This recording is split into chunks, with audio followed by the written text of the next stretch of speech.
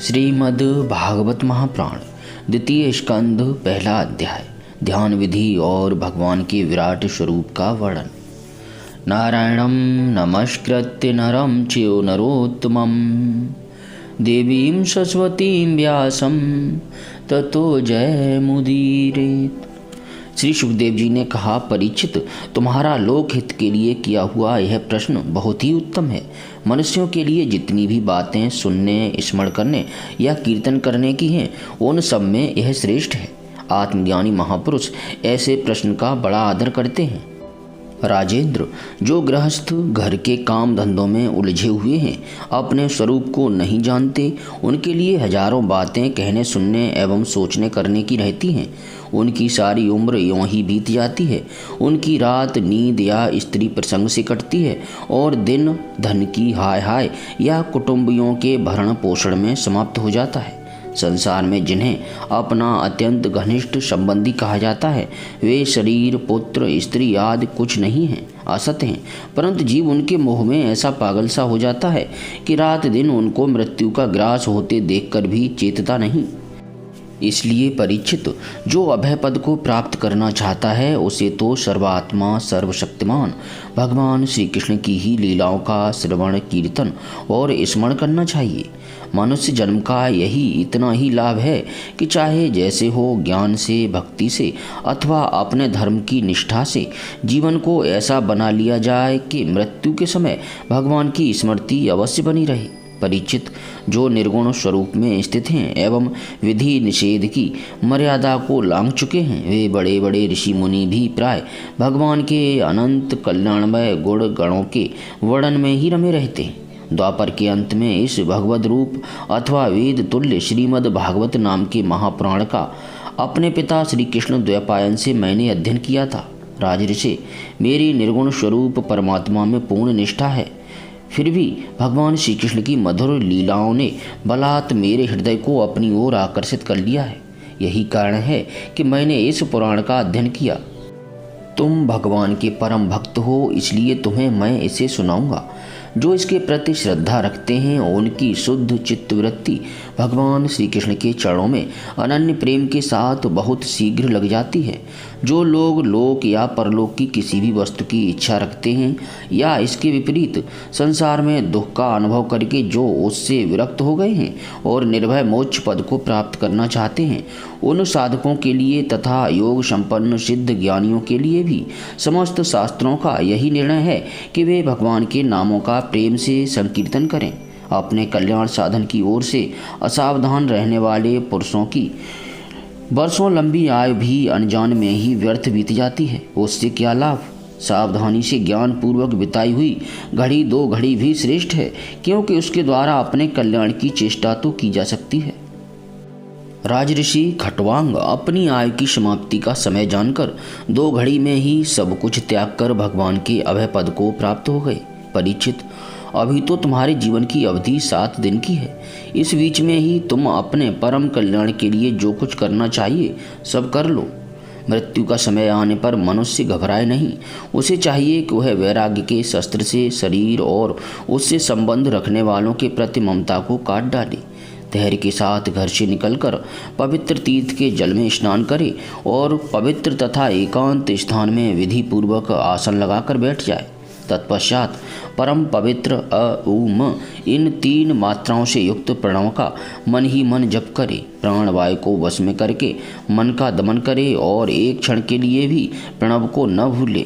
बुद्धि की सहायता से मन के द्वारा इंद्रियों को उनके विषयों से हटा ले और कर्म की वासनाओं से चंचल हुए मन को विचार के द्वारा रोककर भगवान के मंगलमय रूप में लगाए। स्थिर चित्त से भगवान के श्री विग्रह में से किसी एक अंग का ध्यान करे।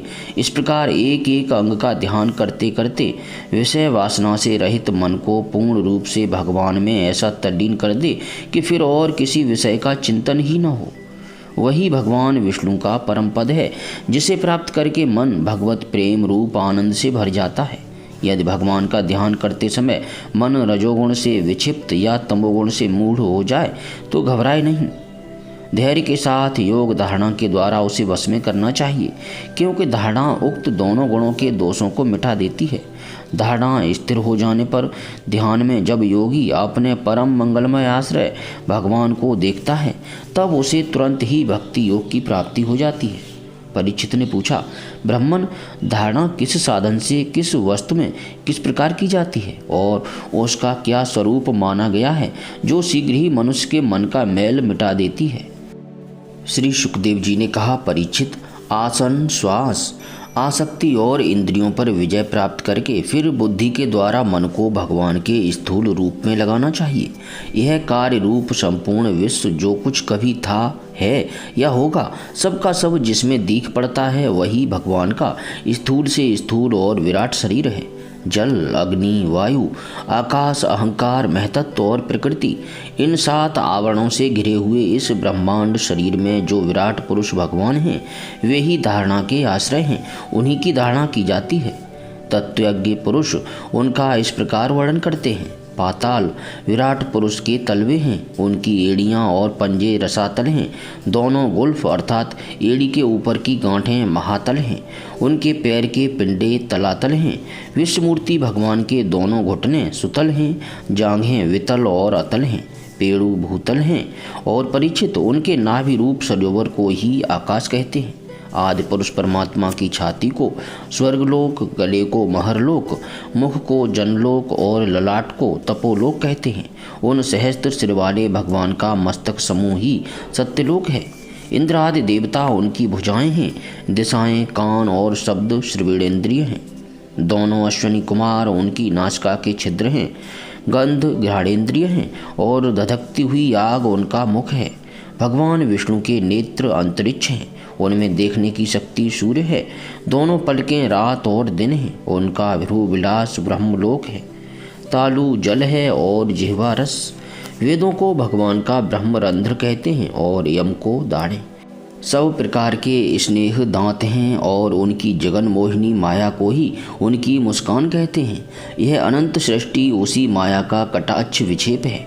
लज्जा ऊपर का होठ और लोभ नीचे का होठ है। धर्म स्तन और अधर्म पीठ है। प्रजापति उनके मूत्रेंद्रिय हैं। मित्रा वरुण अंडकोश हैं। समुद्र कोक है और बड़े बड़े पर्वत उनकी हड्डियां हैं। राजन, विश्वमूर्ति विराट पुरुष की नाड़ियाँ नदियाँ हैं। वृक्ष रोम हैं। परम प्रबल वायु श्वास है। काल उनकी चाल है और गुणों का चक्कर चलाते रहना ही उनका कर्म है। परीक्षित, बादलों को उनके केश मानते हैं। संध्या उन अनंत का वस्त्र है। महात्माओं ने अव्यक्त अर्थात मूल प्रकृति को ही उनका हृदय बतलाया है और सब विकारों का खजाना उनका मन चंद्रमा कहा गया है। वह तत्व को सर्वात्मा भगवान का चित्त कहते हैं और रुद्र उनके अहंकार कहे गए हैं। घोड़े, खच्चर, ऊंट और हाथी उनके नख हैं। वन में रहने वाले सारे मृग और पशु उनके कटि प्रदेश में स्थित हैं। तरह तरह के पक्षी उनके अद्भुत रचना कौशल हैं। स्वयंभव मनु उनकी बुद्धि हैं और मन की संतान मनुष्य उनके निवास स्थान हैं। गंधर्व, विद्याधर, चारण और अप्सराएं उनके षडज आदि स्वरों की स्मृति हैं। दैत्य उनके वीर हैं। ब्राह्मण मुख, क्षत्रिय भुजाएं, वैश्य जंघाएं और शूद्र उन विराट पुरुष के चरण हैं। विविध देवताओं के नाम से जो बड़े बड़े द्रव्यमय यज्ञ किए जाते हैं वे उनके कर्म हैं। परीक्षित, विराट भगवान के स्थूल शरीर का यही स्वरूप है, सो मैंने तुम्हें सुना दिया। इसी में मुमुक्षु पुरुष बुद्धि के द्वारा मन को स्थिर करते हैं, क्योंकि इससे भिन्न और कोई वस्तु नहीं है। जैसे स्वप्न देखने वाला स्वप्नावस्था में अपने आप को ही विविध पदार्थों के रूप में देखता है, वैसे ही सबकी बुद्धि वृत्तियों के द्वारा सब कुछ अनुभव करने वाला सर्व अंतर्यामी परमात्मा भी एक ही है। उन सत्य स्वरूप आनंद निधि भगवान का ही भजन करना चाहिए। अन्य किसी भी वस्तु में आसक्ति नहीं करनी चाहिए, क्योंकि यह आसक्ति जीव के अधः पतन का हेतु है। प्रथम अध्याय समाप्त। दूसरा अध्याय भगवान के स्थूल और सूक्ष्म रूपों की धारणा तथा क्रम मुक्ति और सद्यो मुक्ति का वर्णन। श्री सुखदेव जी कहते हैं, सृष्टि के प्रारंभ में ब्रह्मा जी ने इसी धारणा के द्वारा प्रसन्न हुए भगवान से वह सृष्टि विषयक स्मृति प्राप्त की थी जो पहले प्रलय काल में विलुप्त हो गई थी। इससे उनकी दृष्टि अमोघ और बुद्धि निश्चयात्मिका हो गई। तब उन्होंने इस जगत को वैसे ही रचा जैसा कि यह प्रलय के पहले था। वेदों की वर्णन शैली ही इस प्रकार की है कि लोगों की बुद्धि स्वर्ग आदि निरर्थक नामों के फेर में फंस जाती है। जीव वहाँ सुख की कामना से स्वप्न सा देखता हुआ भटकने लगता है, किंतु उन मायामय लोकों में कहीं भी उसे सच्चे सुख की प्राप्ति नहीं होती। इसलिए विद्वान पुरुष को चाहिए कि वह विविध नाम वाले पदार्थों से उतना ही व्यवहार करे जितना प्रयोजनीय हो। अपनी बुद्धि को उनकी निस्सारता के निश्चय से परिपूर्ण रखे और एक क्षण के लिए भी असावधान न हो। यदि संसार के पदार्थ प्रारब्धवश बिना परिश्रम के यूं ही मिल जाएं, तब उनके उपार्जन का परिश्रम व्यर्थ समझकर उनके लिए कोई प्रयत्न न करे। जब जमीन पर सोने से काम चल सकता है, तब पलंग के लिए प्रयत्न करने से क्या प्रयोजन। जब भुजाएं अपने को भगवान की कृपा से स्वयं ही मिली हुई हैं, तब तकिए की क्या आवश्यकता। जब अंजलि से काम चल सकता है, तब बहुत से बर्तन क्यों बटोरें। वृक्ष की छाल पहनकर या वस्त्रहीन रहकर भी यदि जीवन धारण किया जा सकता है, तो वस्त्रों की क्या आवश्यकता। पहनने को क्या रास्तों में चिथड़े नहीं हैं। भूख लगने पर दूसरों के लिए ही शरीर धारण करने वाले वृक्ष क्या फल फूल की भिक्षा नहीं देते। जल चाहने वालों के लिए नदियाँ क्या बिल्कुल सूख गई हैं। रहने के लिए क्या पहाड़ों की गुफाएं बंद कर दी गई हैं।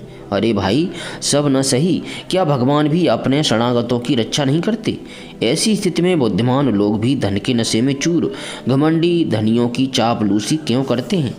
इस प्रकार विरक्त हो जाने पर अपने हृदय में नित्य विराजमान स्वतः सिद्ध आत्मस्वरूप परम प्रियतम परम सत्य जो अनंत भगवान हैं, बड़े प्रेम और आनंद से दृढ़ निश्चय करके उन्हीं का भजन करें, क्योंकि उनके भजन से जन्म मृत्यु के चक्कर में डालने वाले अज्ञान का नाश हो जाता है।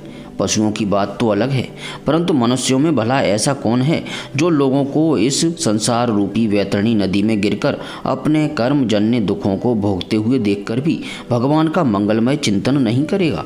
इन असत विषय भोगों में ही अपने चित्त को भटकने देगा।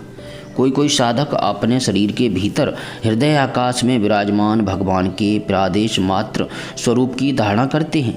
वे ऐसा ध्यान करते हैं कि भगवान की चार भुजाओं में शंख चक्र गदा और पद्य है।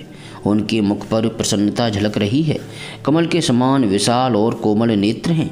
कदम्ब के पुष्प की केसर के समान पीला वस्त्र धारण किए हुए हैं। भुजाओं में श्रेष्ठ रत्नों से जड़े हुए सोने के बाजूबंद शोभायमान हैं। सिर पर बड़ा ही सुंदर मुकुट और कानों में कुंडल हैं, जिनमें जड़े हुए बहुमूल्य रत्न जगमगा रहे हैं।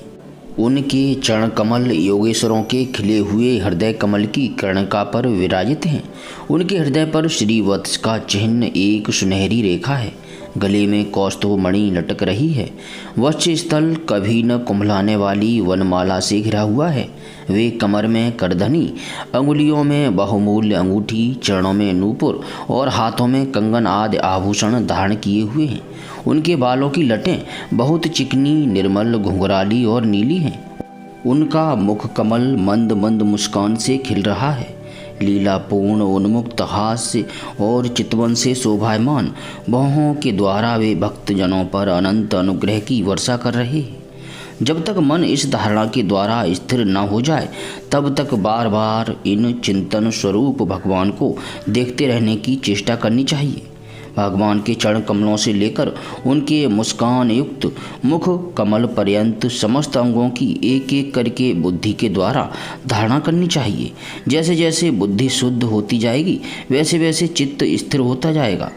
जब एक अंग का ध्यान ठीक ठीक होने लगे, तब उसे छोड़कर दूसरे अंग का ध्यान करना चाहिए। वे विश्वेश्वर भगवान दृश्य नहीं, दृष्टा हैं।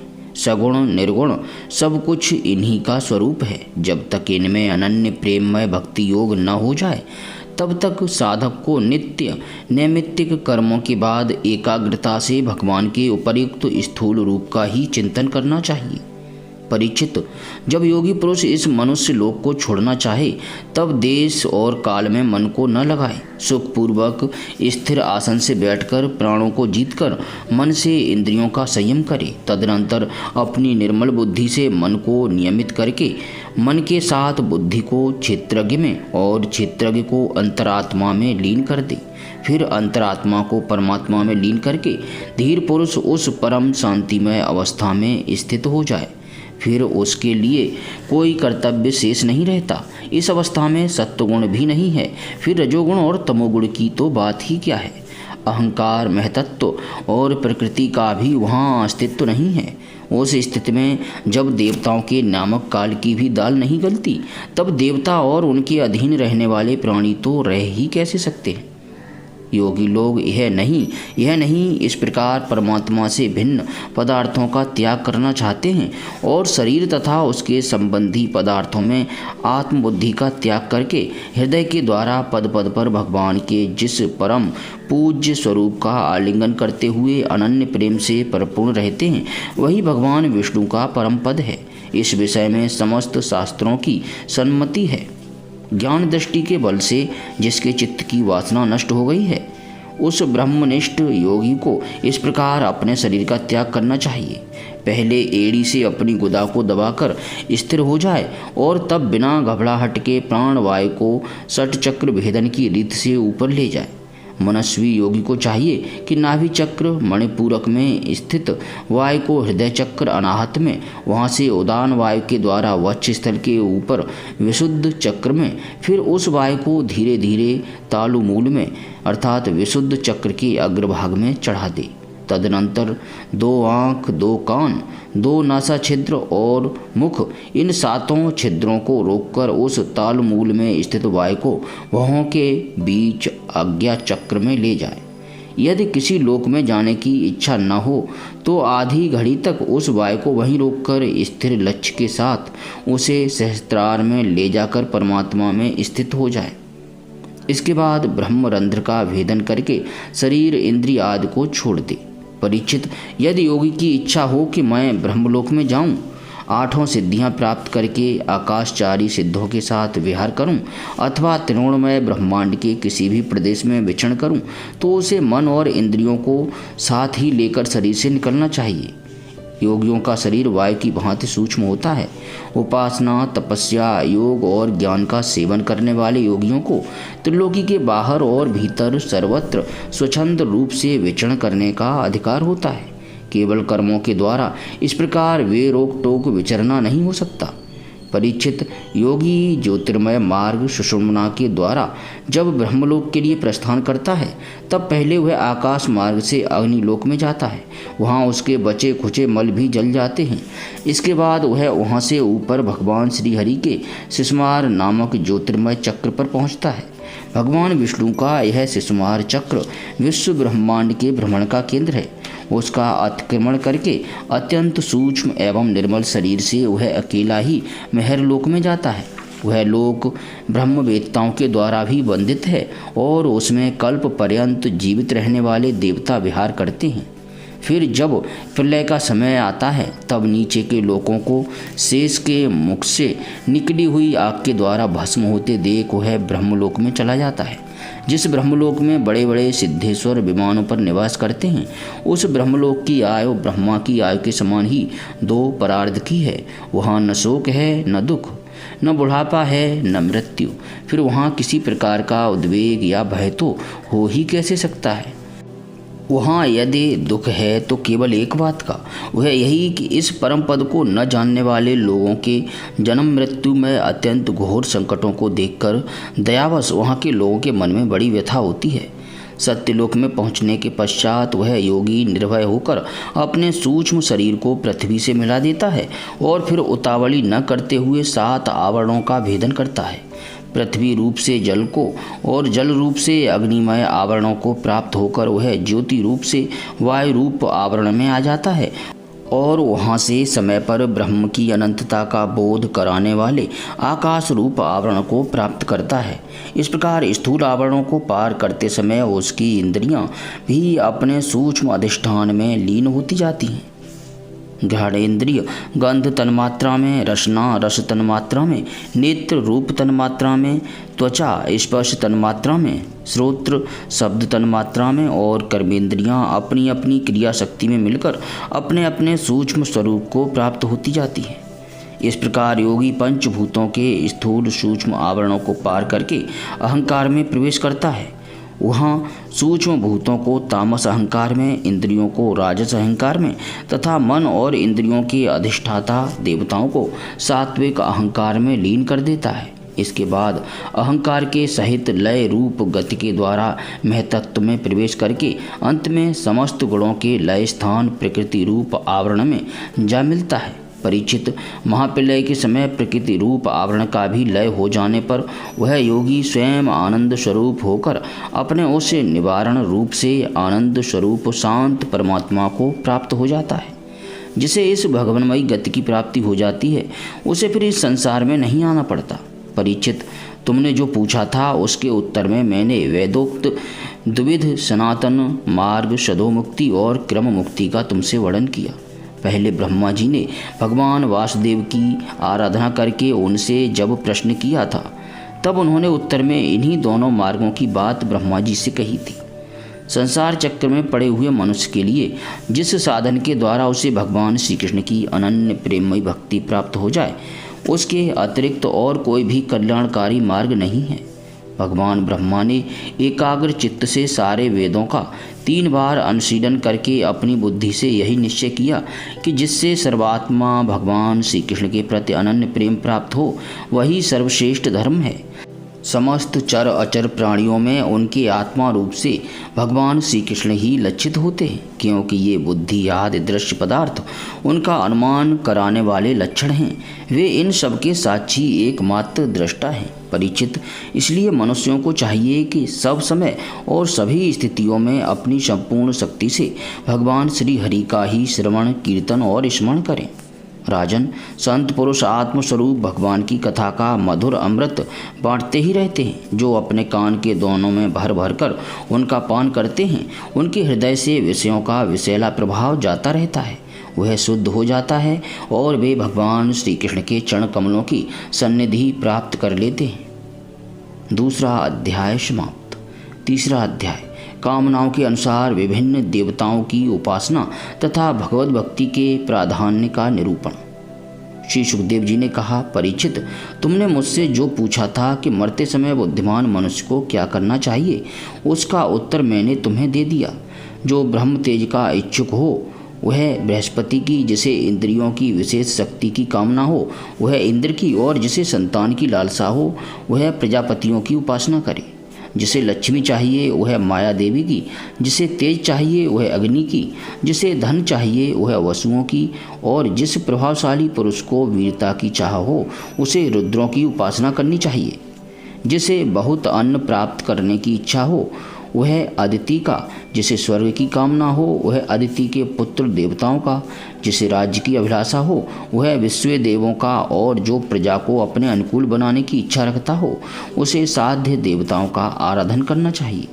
आयु की इच्छा से अश्विनी कुमारों का, पुष्टि की इच्छा से पृथ्वी का, और प्रतिष्ठा की चाह हो तो लोकमाता पृथ्वी और द्यौ अर्थात आकाश का सेवन करना चाहिए। सौंदर्य की चाह से गंधर्वों की, पत्नी की प्राप्ति के लिए उर्वशी अप्सरा की, और सबका स्वामी बनने के लिए ब्रह्मा की आराधना करनी चाहिए। जिसे यश की चाह हो, यश की इच्छा हो वह यज्ञ पुरुष की, जिसे खजाने की लालसा हो वह वरुण की, विद्या प्राप्त करने की आकांक्षा हो तो भगवान शंकर की, और पति पत्नी में परस्पर प्रेम बनाए रखने के लिए पार्वती जी की उपासना करनी चाहिए। धर्म उपार्जन करने के लिए विष्णु भगवान की, वंश परंपरा की रक्षा के लिए पितरों की, बाधाओं से बचने के लिए यक्षों की, और बलवान होने के लिए मरुदगणों की आराधना करनी चाहिए। राज्य के लिए मनवंतरों के अधिपति देवों को, अविचार के लिए नृति को, भोगों के लिए चंद्रमा को, और निष्कामता प्राप्त करने के लिए परम पुरुष नारायण को भजना चाहिए। और जो बुद्धिमान पुरुष हैं वह चाहे निष्काम हो, समस्त कामनाओं से युक्त हो अथवा मोक्ष चाहता हो, उसे तो तीव्र भक्ति योग के द्वारा केवल पुरुषोत्तम भगवान की ही आराधना करनी चाहिए। जितने भी उपासक हैं उनका सबसे बड़ा हित इसी में है कि वे भगवान के प्रेमी भक्तों का संग करके भगवान में अविचल प्रेम प्राप्त कर लें। ऐसे पुरुषों के सत्संग में जो भगवान की लीला कथाएं होती हैं, उनसे उस दुर्लभ ज्ञान की प्राप्ति होती है जिससे संसार सागर की त्रिगुणमयी तरंग मालाओं के थपेड़े शांत हो जाते हैं। हृदय शुद्ध होकर आनंद का अनुभव होने लगता है। इंद्रियों के विषयों में आसक्ति नहीं रहती। कैवल्य मोक्ष का सर्वसम्मत मार्ग भक्ति योग प्राप्त हो जाता है। भगवान की ऐसी रसमयी कथाओं का चस्का लग जाने पर भला कौन ऐसा है जो उनमें प्रेम न करे। शौनक जी ने कहा, सूत जी, राजा परीक्षित ने श्री सुखदेव जी की यह बात सुनकर उनसे और क्या पूछा। वे तो सर्वज्ञ होने के साथ ही साथ मधुर वर्णन करने में भी बड़े निपुण थे। सूत जी, आप तो सब कुछ जानते हैं, हम लोग उनकी वह बातचीत बड़े प्रेम से सुनना चाहते हैं। आप कृपा करके अवश्य सुनाइए, क्योंकि संतों की सभा में ऐसी ही बातें होती हैं जिनका पर्यवसान भगवान की रसमयी लीला कथा में ही होता है। पांडुनंदन महारथी राजा परीक्षित बड़े भगवत भक्त थे। बाल्यावस्था में खिलौनों से खेलते समय भी वे श्री कृष्ण लीला का ही रस लेते थे। भगवानमय श्री सुखदेव जी भी जन्म से ही भगवत परायण हैं। ऐसे संतों के सत्संग में भगवान के मंगलमय गुणों की दिव्य चर्चा अवश्य ही हुई होगी, जिसका समय भगवान श्री कृष्ण के गुणों के गान अथवा श्रवण में व्यतीत हो रहा है, उसके अतिरिक्त सभी मनुष्यों की आयु व्यर्थ जा रही है। ये भगवान सूर्य प्रतिदिन अपने उदय और अस्त से उनकी आयु छीनते जा रहे हैं। क्या वृक्ष नहीं जीते? क्या लोहार की धौंकनी सांस नहीं लेती? गांव के अन्य पालतू पशु क्या मनुष्य पशु की तरह ही खाते पीते या मैथुन नहीं करते? जिसके कान में भगवान श्री कृष्ण की लीला कथा कभी नहीं पड़ी, वह नर पशु कुत्ते, ग्राम, सूकर, ऊंट और गधे से भी गया बीता है। सूत जी, जो मनुष्य भगवान श्री कृष्ण की कथा कभी नहीं सुनता, उसके कान बिल के समान हैं। जो जीव भगवान की लीलाओं का गायन नहीं करती, वह मेढक की जीव के समान टर टर करने वाली है। उसका तो न रहना ही अच्छा है। जो सिर कभी भगवान श्री कृष्ण के चरणों में झुकता नहीं, वह रेशमी वस्त्र से सुसज्जित और मुकुट से युक्त होने पर भी बोझ मात्र ही है। जो हाथ भगवान की सेवा पूजा नहीं करते, वे सोने के कंगन से भूषित होने पर भी मुर्दे के हाथ हैं। जो आंखें भगवान की याद दिलाने वाली मूर्ति, तीर्थ, नदी आदि का दर्शन नहीं करती, वे मोरों की पंख में बने हुए आँखों के चिन्ह के समान निरर्थक हैं।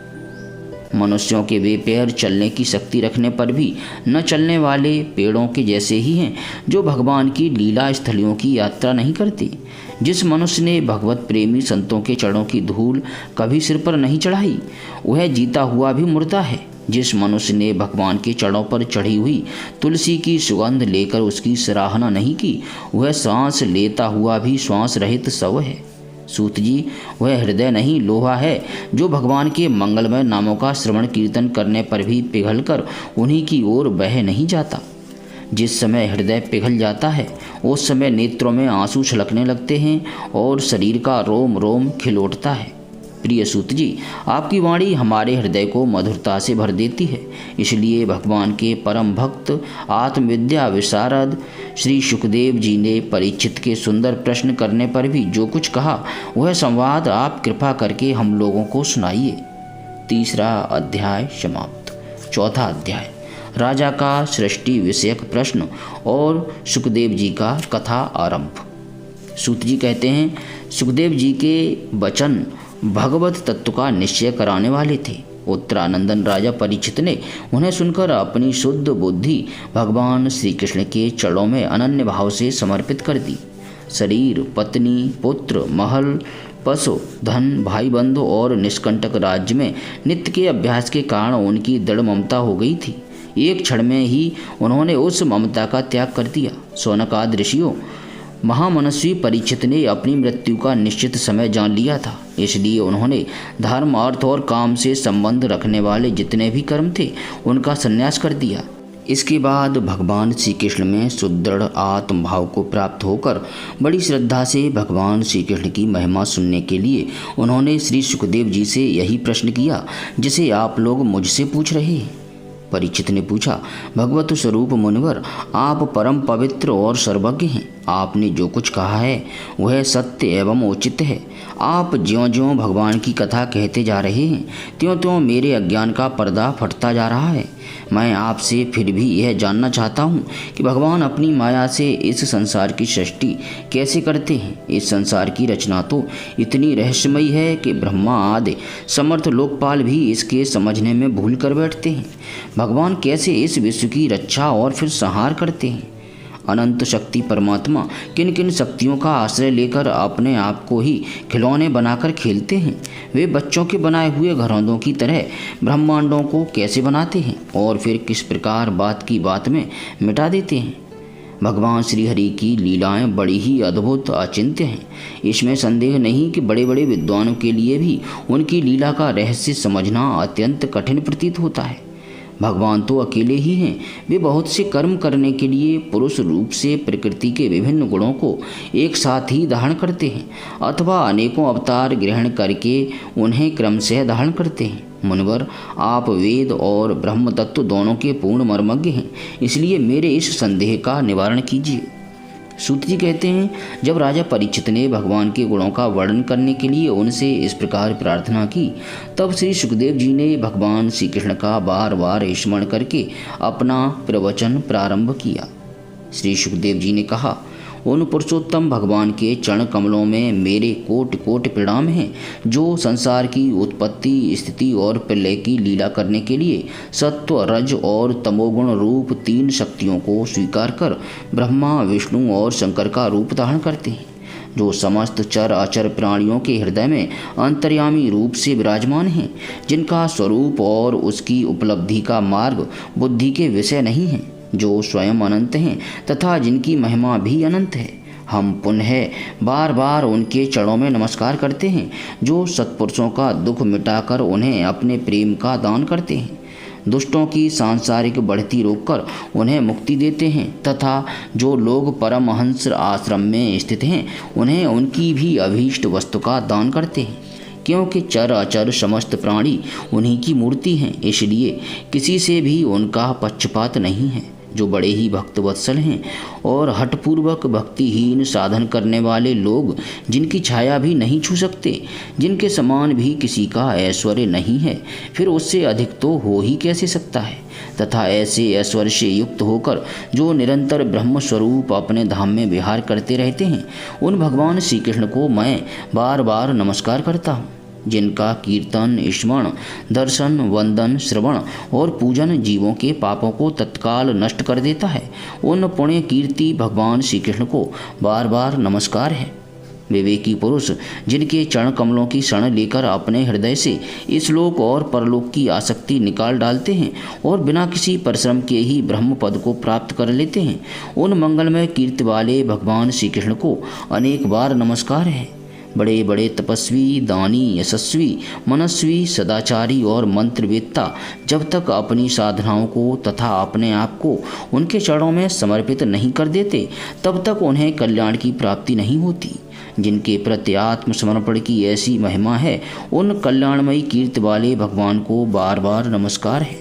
किरात, हूण, आंध्र, पुलिंद, पुलकस, आभीर, कंक, यवन और खस आदि नीच जातियां तथा दूसरे पापी जिनके शरणागत भक्तों की शरण ग्रहण करने से ही पवित्र हो जाते हैं, उन सर्वशक्तिमान भगवान को बार बार नमस्कार है। वे ही भगवान ज्ञानियों के आत्मा हैं, भक्तों के स्वामी हैं, कर्म कांडियों के लिए वेद मूर्ति हैं, धार्मिकों के लिए धर्म मूर्ति हैं और तपस्वियों के लिए तप स्वरूप हैं। ब्रह्मा, शंकर आदि बड़े बड़े देवता भी अपने शुद्ध हृदय से उनके स्वरूप का चिंतन करते और आश्चर्यचकित होकर देखते रहते हैं। वे मुझ पर अपने अनुग्रह की प्रसाद की वर्षा करें। जो समस्त संपत्तियों की स्वामिनी लक्ष्मी देवी के पति हैं, समस्त यज्ञों के भोक्ता एवं फलदाता हैं, प्रजा के रक्षक हैं, सबके अंतर्यामी और समस्त लोकों के पालन करता हैं तथा पृथ्वी देवी के स्वामी हैं, जिन्होंने यदुवंश में प्रकट होकर अंधक, वृष्णि एवं यदुवंश के लोगों की रक्षा की है तथा जो उन लोगों के एकमात्र आश्रय रहे हैं, वे भक्तवत्सल संत जनों के सर्वस्व श्री कृष्ण मुझ पर प्रसन्न हों।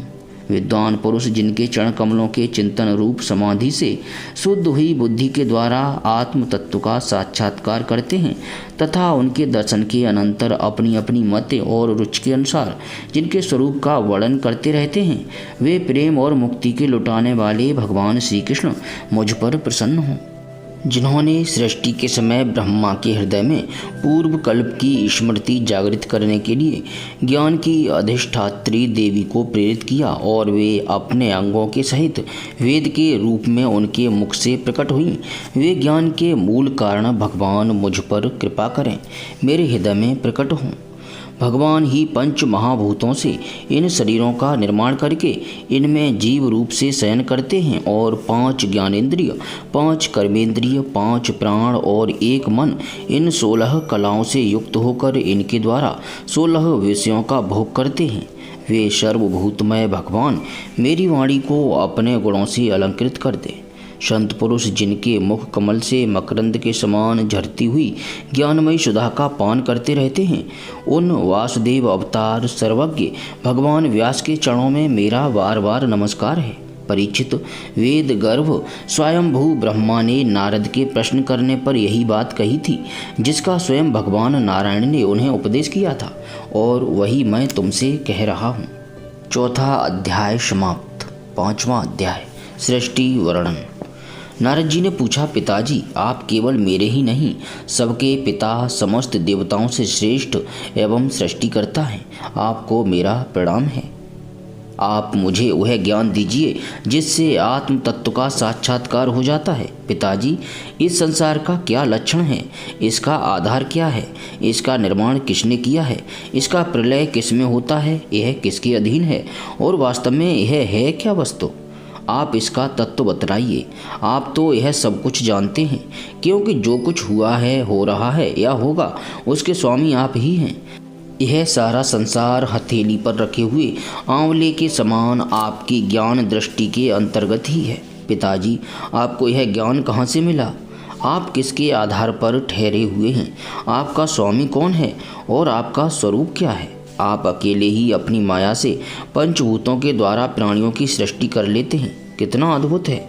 जैसे मकड़ी अनायास ही अपने मुंह से जाला निकालकर उसमें खेलने लगती है, वैसे ही आप अपनी शक्ति के आश्रय से जीवों को अपने में ही उत्पन्न करते हैं और फिर भी आप में कोई विकार नहीं होता। जगत में नाम, रूप और गुणों से जो कुछ जाना जाता है, उसमें मैं ऐसी कोई सत, असत, उत्तम, मध्यम या अधम वस्तु नहीं देखता जो आपके सिवा और किसी से उत्पन्न हुई हो। इस प्रकार सबके ईश्वर होकर भी आपने एकाग्र चित्त से घोर तपस्या की। इस बात से मुझे मोह के साथ साथ बहुत बड़ी शंका भी हो रही है कि आपसे बड़ा भी कोई है क्या? पिताजी, आप सर्वज्ञ और सर्वेश्वर हैं। जो कुछ मैं पूछ रहा हूँ वह सब आप कृपा करके मुझे इस प्रकार समझाइए कि जिससे मैं आपके उपदेश को ठीक ठीक समझ सकूँ। ब्रह्मा जी ने कहा, बेटा नारद, तुमने जीवों के प्रति करुणा के भाव से भरकर यह बहुत ही सुंदर प्रश्न किया है, क्योंकि इससे भगवान के गुणों का वर्णन करने की प्रेरणा मुझे प्राप्त हुई है। तुमने मेरे विषय में जो कुछ कहा है, तुम्हारा वह कथन भी असत्य नहीं है, क्योंकि जब तक मुझसे परे का तत्व जो स्वयं भगवान ही हैं जान नहीं लिया जाता, तब तक मेरा ऐसा ही प्रभाव प्रतीत होता है।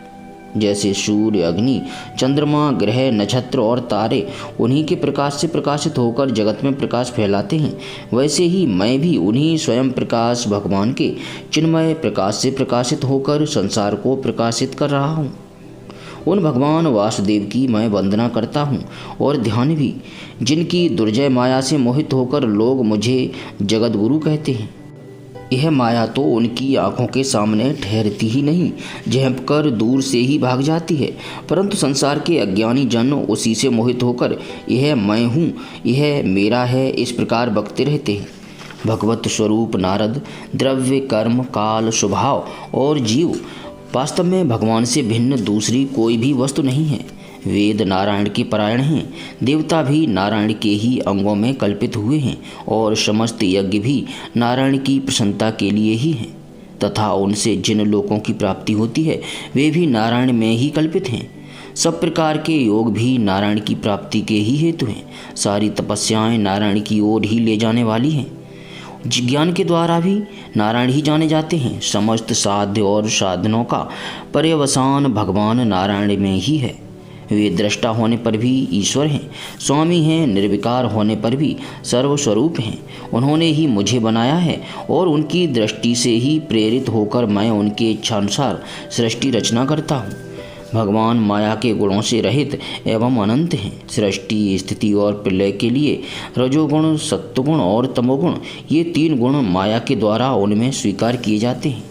ये ही तीनों गुण द्रव्य, ज्ञान और क्रिया का आश्रय लेकर मायातीत नित्य मुक्त पुरुष को ही माया में स्थित होने पर कार्य, कारण और कर्तापन के अभिमान से बांध लेते हैं। नारद, इंद्रियातीत भगवान गुणों के इन 3 आवरणों से अपने स्वरूप को भली भांति ढक लेते हैं, इसलिए लोग उनको नहीं जान पाते। सारे संसार के और मेरे भी एकमात्र स्वामी वे ही हैं। मायापति भगवान ने एक से बहुत होने की इच्छा होने पर अपनी माया से अपने स्वरूप में स्वयं प्राप्त काल, कर्म और स्वभाव को स्वीकार कर लिया। भगवान की शक्ति से ही काल ने तीनों गुणों में क्षोभ उत्पन्न कर दिया, स्वभाव ने उन्हें रूपांतरित कर दिया और कर्म ने महतत्व को जन्म दिया। रजोगुण और सत्वगुण की वृद्धि होने पर महतत्व का जो विकार हुआ, उससे ज्ञान क्रिया और द्रव्य रूप तम प्रधान विकार हुआ। वह अहंकार कहलाया और विकार को प्राप्त होकर 3 प्रकार का हो गया। उसके भेद हैं वैकारिक, तेजस और तामस। नारद जी, वे क्रमशः ज्ञान शक्ति, क्रिया शक्ति और द्रव्य शक्ति प्रधान हैं। जब 5 महाभूतों के कारण रूप तामस अहंकार में विकार हुआ, तब उससे आकाश की उत्पत्ति हुई। आकाश की तन्मात्रा और गुण शब्द है। इस शब्द के द्वारा ही दृष्टा और दृश्य का बोध होता है। जब आकाश में विकार हुआ, तब उससे वायु की उत्पत्ति हुई। उसका गुण स्पर्श है। अपने कारण का गुण आ जाने से यह शब्द वाला भी है। इंद्रियों में स्फूर्ति, शरीर में जीवनी शक्ति, ओज और बल इसी के रूप हैं। काल, कर्म और स्वभाव से वायु में भी विकार हुआ, उससे तेज की उत्पत्ति हुई। इसका प्रधान गुण रूप है। साथ ही इसके कारण आकाश और वायु के गुण, शब्द एवं स्पर्श भी इसमें हैं। तेज के विकार से जल की उत्पत्ति हुई, इसका गुण है रस। कारण तत्वों के गुण, शब्द, स्पर्श और रूप भी इसमें हैं। जल के विकार से पृथ्वी की उत्पत्ति हुई, इसका गुण है गंध। कारण के गुण कार्य में आते हैं। इस न्याय से शब्द, स्पर्श, रूप और रस, ये 4 गुण भी इसमें विद्यमान हैं। वैकारिक अहंकार से मन की और इंद्रियों के 10 अधिष्ठात्र देवताओं की भी उत्पत्ति हुई।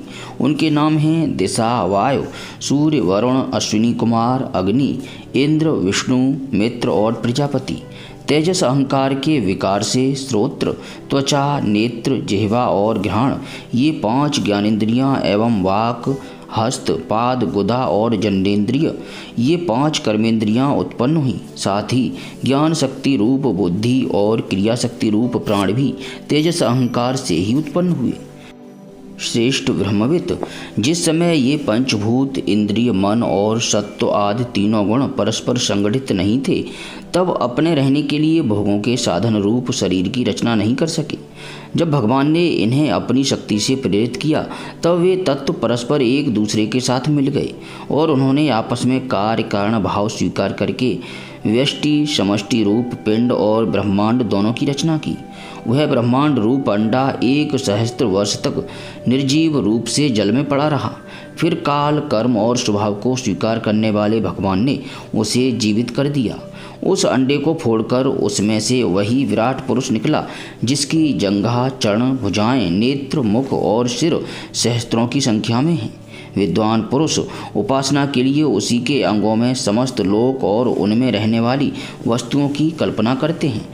उसकी कमर से नीचे के अंगों में 7 पाताल की और उसके पेड़ू से ऊपर के अंगों में 7 स्वर्ग की कल्पना की जाती है। ब्राह्मण इस विराट पुरुष का मुख हैं, भुजाएं क्षत्रिय हैं, जांघों से वैश्य और पैरों से शूद्र उत्पन्न हुए हैं।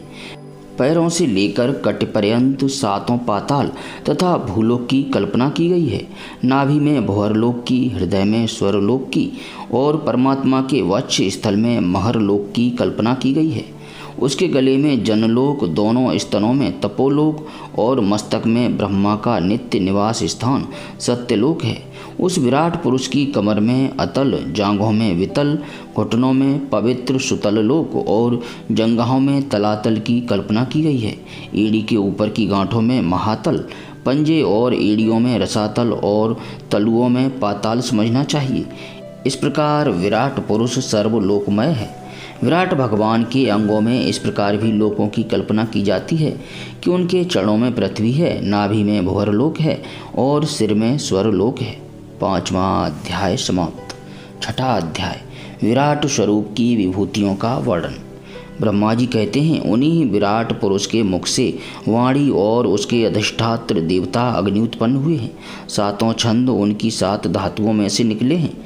मनुष्यों, पितरों और देवताओं के भोजन करने योग्य अमृतमय अन्न, सब प्रकार के रस, रसनेन्द्रिय और उसके अधिष्ठात्र देवता वरुण विराट पुरुष की जिह्वा से उत्पन्न हुए हैं। उनके नासा छिद्रों से प्राण, अपान, व्यान, उदान और समान, ये 5 प्राण और वायु तथा ग्रहणेन्द्रिय से अश्विनी कुमार समस्त औषधियाँ एवं साधारण तथा विशेष गंध उत्पन्न हुए हैं। उनकी नेत्रेंद्रिय रूप और तेज की तथा नेत्र गोलक स्वर्ग और सूर्य की जन्मभूमि है। समस्त दिशाएं और पवित्र करने वाले तीर्थ कानों से तथा आकाश और शब्द श्रोत्रेंद्रिय से निकले हैं। उनका शरीर संसार की सभी वस्तुओं के सार भाग तथा सौंदर्य का खजाना है। सारे यज्ञ, स्पर्श और वायु उनकी त्वचा से निकले हैं। उनके रोम सभी उद्भिज पदार्थों के जन्म स्थान हैं अथवा केवल उन्हीं के जिनसे यज्ञ संपन्न होते हैं। उनके केश, दाढ़ी, मूछ और नखों से मेघ, बिजली, शिला एवं लोहा आदि धातुएं तथा भुजाओं से प्राय संसार की रक्षा करने वाले लोकपाल प्रकट हुए हैं।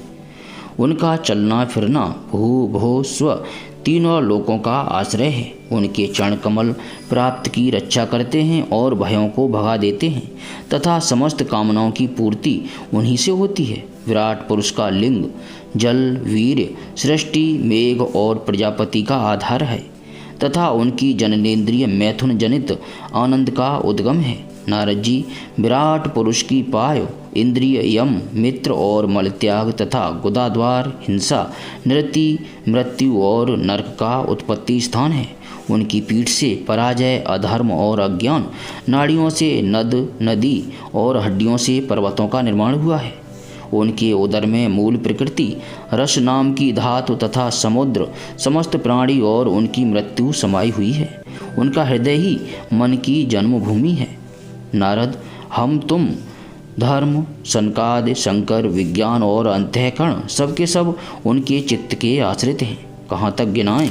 मैं, तुम, तुम्हारे बड़े भाई सनकादि, शंकर, देवता, दैत्य, मनुष्य, नाग, पक्षी, मृग, रेंगने वाले जंतु, गंधर्व, अप्सराएं, यक्ष, राक्षस, भूत प्रेत, सर्प, पशु, पितर, सिद्ध, विद्याधर, चारण, वृक्ष और भी नाना प्रकार के जीव जो आकाश, जल या स्थल में रहते हैं, ग्रह, नक्षत्र, केतु, पुच्छल तारे, तारे, बिजली और बादल, ये सब के सब विराट पुरुष ही हैं। यह संपूर्ण विश्व जो कुछ कभी था या होगा, सबको वह घेरे हुए हैं और उसके अंदर यह विश्व केवल उसके केवल 10 अंगुल के परिमाण में ही स्थित है। जैसे सूर्य अपने मंडल को प्रकाशित करते हुए ही बाहर भी प्रकाश फैलाते हैं, वैसे ही प्राण पुरुष परमात्मा भी संपूर्ण विराट विग्रह को प्रकाशित करते हुए ही उसके बाहर भीतर सर्वत्र एक रस प्रकाशित हो रहा है। मुनिवर, जो कुछ मनुष्य की क्रिया और संकल्प से बनता है उससे वह परे है और अमृत एवं अभयपद अर्थात मोक्ष का स्वामी है। यही कारण है कि कोई भी उसकी महिमा का पार नहीं पा सकता। संपूर्ण लोक भगवान के एक पाद मात्र अर्थात अंश मात्र हैं तथा उनके अंश मात्र लोकों में समस्त प्राणी निवास करते हैं। भूलोक, भुवरलोक और स्वरलोक के ऊपर महरलोक है। उसके भी ऊपर जन, तप और सत्य लोकों में क्रमशः अमृत, क्षेम एवं अभय का नित्य निवास है। जन, तप और सत्य इन तीनों लोकों में ब्रह्मचारी, वानप्रस्थ एवं सन्यासी निवास करते हैं। दीर्घकालीन ब्रह्मचर्य से रहित गृहस्थ भूलोक, भुवरलोक और स्वरलोक के भीतर ही निवास करते हैं। शास्त्रों में 2 मार्ग बतलाए गए हैं। एक अविद्या रूप कर्म मार्ग जो सकाम पुरुषों के लिए है, और दूसरा उपासना रूप विद्या का मार्ग जो निष्काम उपासकों के लिए है। मनुष्य दोनों में से किसी एक का आश्रय लेकर भोग प्राप्त कराने वाले दक्षिण मार्ग से अथवा मोक्ष प्राप्त कराने वाले उत्तर मार्ग से यात्रा करता है, किंतु पुरुषोत्तम भगवान दोनों के आधारभूत हैं। जैसे सूर्य अपनी किरणों से सबको प्रकाशित करते हुए भी सबसे अलग हैं, वैसे ही जिन परमात्मा से इस अंड की और पंचभूत एकादश इंद्रिय एवं गुणमय विराट की उत्पत्ति हुई है, वे प्रभु भी इन समस्त वस्तुओं के अंदर और उनके रूप में रहते हुए भी उनसे सर्वथा अतीत हैं। जिस समय इस विराट पुरुष के नाभि कमल से मेरा जन्म हुआ, उस समय इस पुरुष के अंगों के अतिरिक्त मुझे और कोई भी यज्ञ की सामग्री नहीं मिली। तब मैंने उनके अंगों में यज्ञ के पशु, यूप अर्थात स्तंभ, कुश, यह यज्ञ भूमि और यज्ञ के योग्य उत्तम काल की कल्पना की। ऋषि श्रेष्ठ, यज्ञ के लिए आवश्यक पात्र आदि वस्तुएं, जौ, चावल आदि औषधियाँ, घृत आदि स्नेह पदार्थ, 6 रस, लोहा, मिट्टी, जल, ऋक, यजु, साम, चतुर्होत्र, यज्ञों के नाम, मंत्र, दक्षिणा, व्रत, देवताओं के नाम, पद्धति, ग्रंथ, संकल्प, तंत्र, अनुष्ठान की रीत, गति, मत, श्रद्धा, प्रायश्चित और समर्पण, यह समस्त यज्ञ सामग्री मैंने विराट पुरुष के अंगों से ही इकट्ठी की। इस प्रकार विराट पुरुष के अंगों से ही सारी सामग्री का संग्रह करके मैंने उन्हीं सामग्रियों से उन यज्ञ स्वरूप परमात्मा का यज्ञ के द्वारा यजन किया। तदनंतर तुम्हारे बड़े भाई इन 9 प्रजापतियों ने अपने चित्त को पूर्ण समाहित करके विराट एवं अंतर्यामी रूप से स्थित उस पुरुष की आराधना की। इसके पश्चात समय समय पर मनु, ऋषि, पितर, देवता, दैत्य और मनुष्यों ने यज्ञों के द्वारा भगवान की आराधना की। नारद, यह संपूर्ण विश्व उन्हीं भगवान नारायण में स्थित है, जो स्वयं तो प्राकृत गुणों से रहित हैं, परंतु सृष्टि के प्रारंभ में माया के द्वारा बहुत से गुण ग्रहण कर लेते हैं। उन्हीं की प्रेरणा से मैं इस संसार की रचना करता हूँ। उन्हीं के अधीन होकर रुद्र इसका संहार करते हैं, और वे स्वयं ही विष्णु के रूप से इसका पालन करते हैं, क्योंकि उन्होंने सत्व, रज और तम की 3 शक्तियाँ स्वीकार कर रखी हैं। बेटा, जो कुछ तुमने पूछा था उसका उत्तर मैंने तुम्हें दे दिया। भाव या अभाव, कार्य या कारण के रूप में ऐसी कोई भी वस्तु नहीं है जो भगवान से भिन्न हो। प्यारे नारद, मैं प्रेम पूर्ण एवं उत्कंठित हृदय से भगवान के स्मरण में मग्न रहता हूँ। इसी से मेरी वाणी कभी असत्य होती नहीं दिखती, मेरा मन कभी असत्य संकल्प नहीं करता, और मेरी इंद्रियां भी कभी मर्यादा का उल्लंघन करके कुमार्ग में नहीं जाती। मैं वेद मूर्ति हूँ, मेरा जीवन तपस्यामय है। बड़े बड़े प्रजापति मेरी वंदना करते हैं और मैं उनका स्वामी हूँ। पहले मैंने बड़ी निष्ठा से योग का सर्वांग अनुष्ठान किया था, परंतु मैं अपने मूल कारण परमात्मा के स्वरूप को नहीं जान सका, क्योंकि वे तो एकमात्र भक्ति से ही प्राप्त होते हैं। मैं तो परम मंगलमय एवं शरण आए हुए भक्तों को जन्म मृत्यु से छुड़ाने वाले परम कल्याण स्वरूप भगवान के चरणों को ही नमस्कार करता हूँ। उनकी माया की शक्ति अपार है। जैसे आकाश अपने अंत को नहीं जानता, वैसे ही वे भी अपनी महिमा का विस्तार नहीं जानते। ऐसी स्थिति में दूसरे तो उसका पार पा ही कैसे सकते हैं। मैं, मेरे पुत्र, तुम लोग और शंकर जी भी उनके सत्य स्वरूप को नहीं जानते, तब दूसरे देवता तो उन्हें जान ही कैसे सकते हैं। हम सब इस प्रकार मोहित हो रहे हैं कि उनकी माया के द्वारा बचे हुए जगत को भी ठीक ठीक नहीं समझ सकते। अपनी अपनी बुद्धि के अनुसार ही अटकल लगाते हैं। हम लोग केवल जिनके अवतार की लीलाओं का गान ही करते रहते हैं, उनके तत्व को नहीं जानते। उन भगवान के श्री चरणों में मैं नमस्कार करता हूँ। वे अजन्मा एवं पुरुषोत्तम हैं। प्रत्येक कल्प में वे स्वयं अपने आप में अपने आप की ही सृष्टि करते हैं, रक्षा करते हैं और संहार कर लेते हैं। वे माया के लेस से रहित केवल ज्ञान स्वरूप हैं और अंतरात्मा के रूप में एक रस स्थित हैं। वे तीनों कालों में सत्य एवं परिपूर्ण हैं। न उनका आदि है न अंत। वे तीनों गुणों से रहित सनातन एवं अद्वितीय हैं। नारद, महात्मा लोग जिस समय अपने अंतःकरण, इंद्रिय और शरीर को शांत कर लेते हैं, उस समय उनका साक्षात्कार करते हैं। परंतु जब असत पुरुषों के द्वारा कुतर्कों का जाल बिछाकर उनको ढक दिया जाता है, तब उनके दर्शन नहीं हो पाते।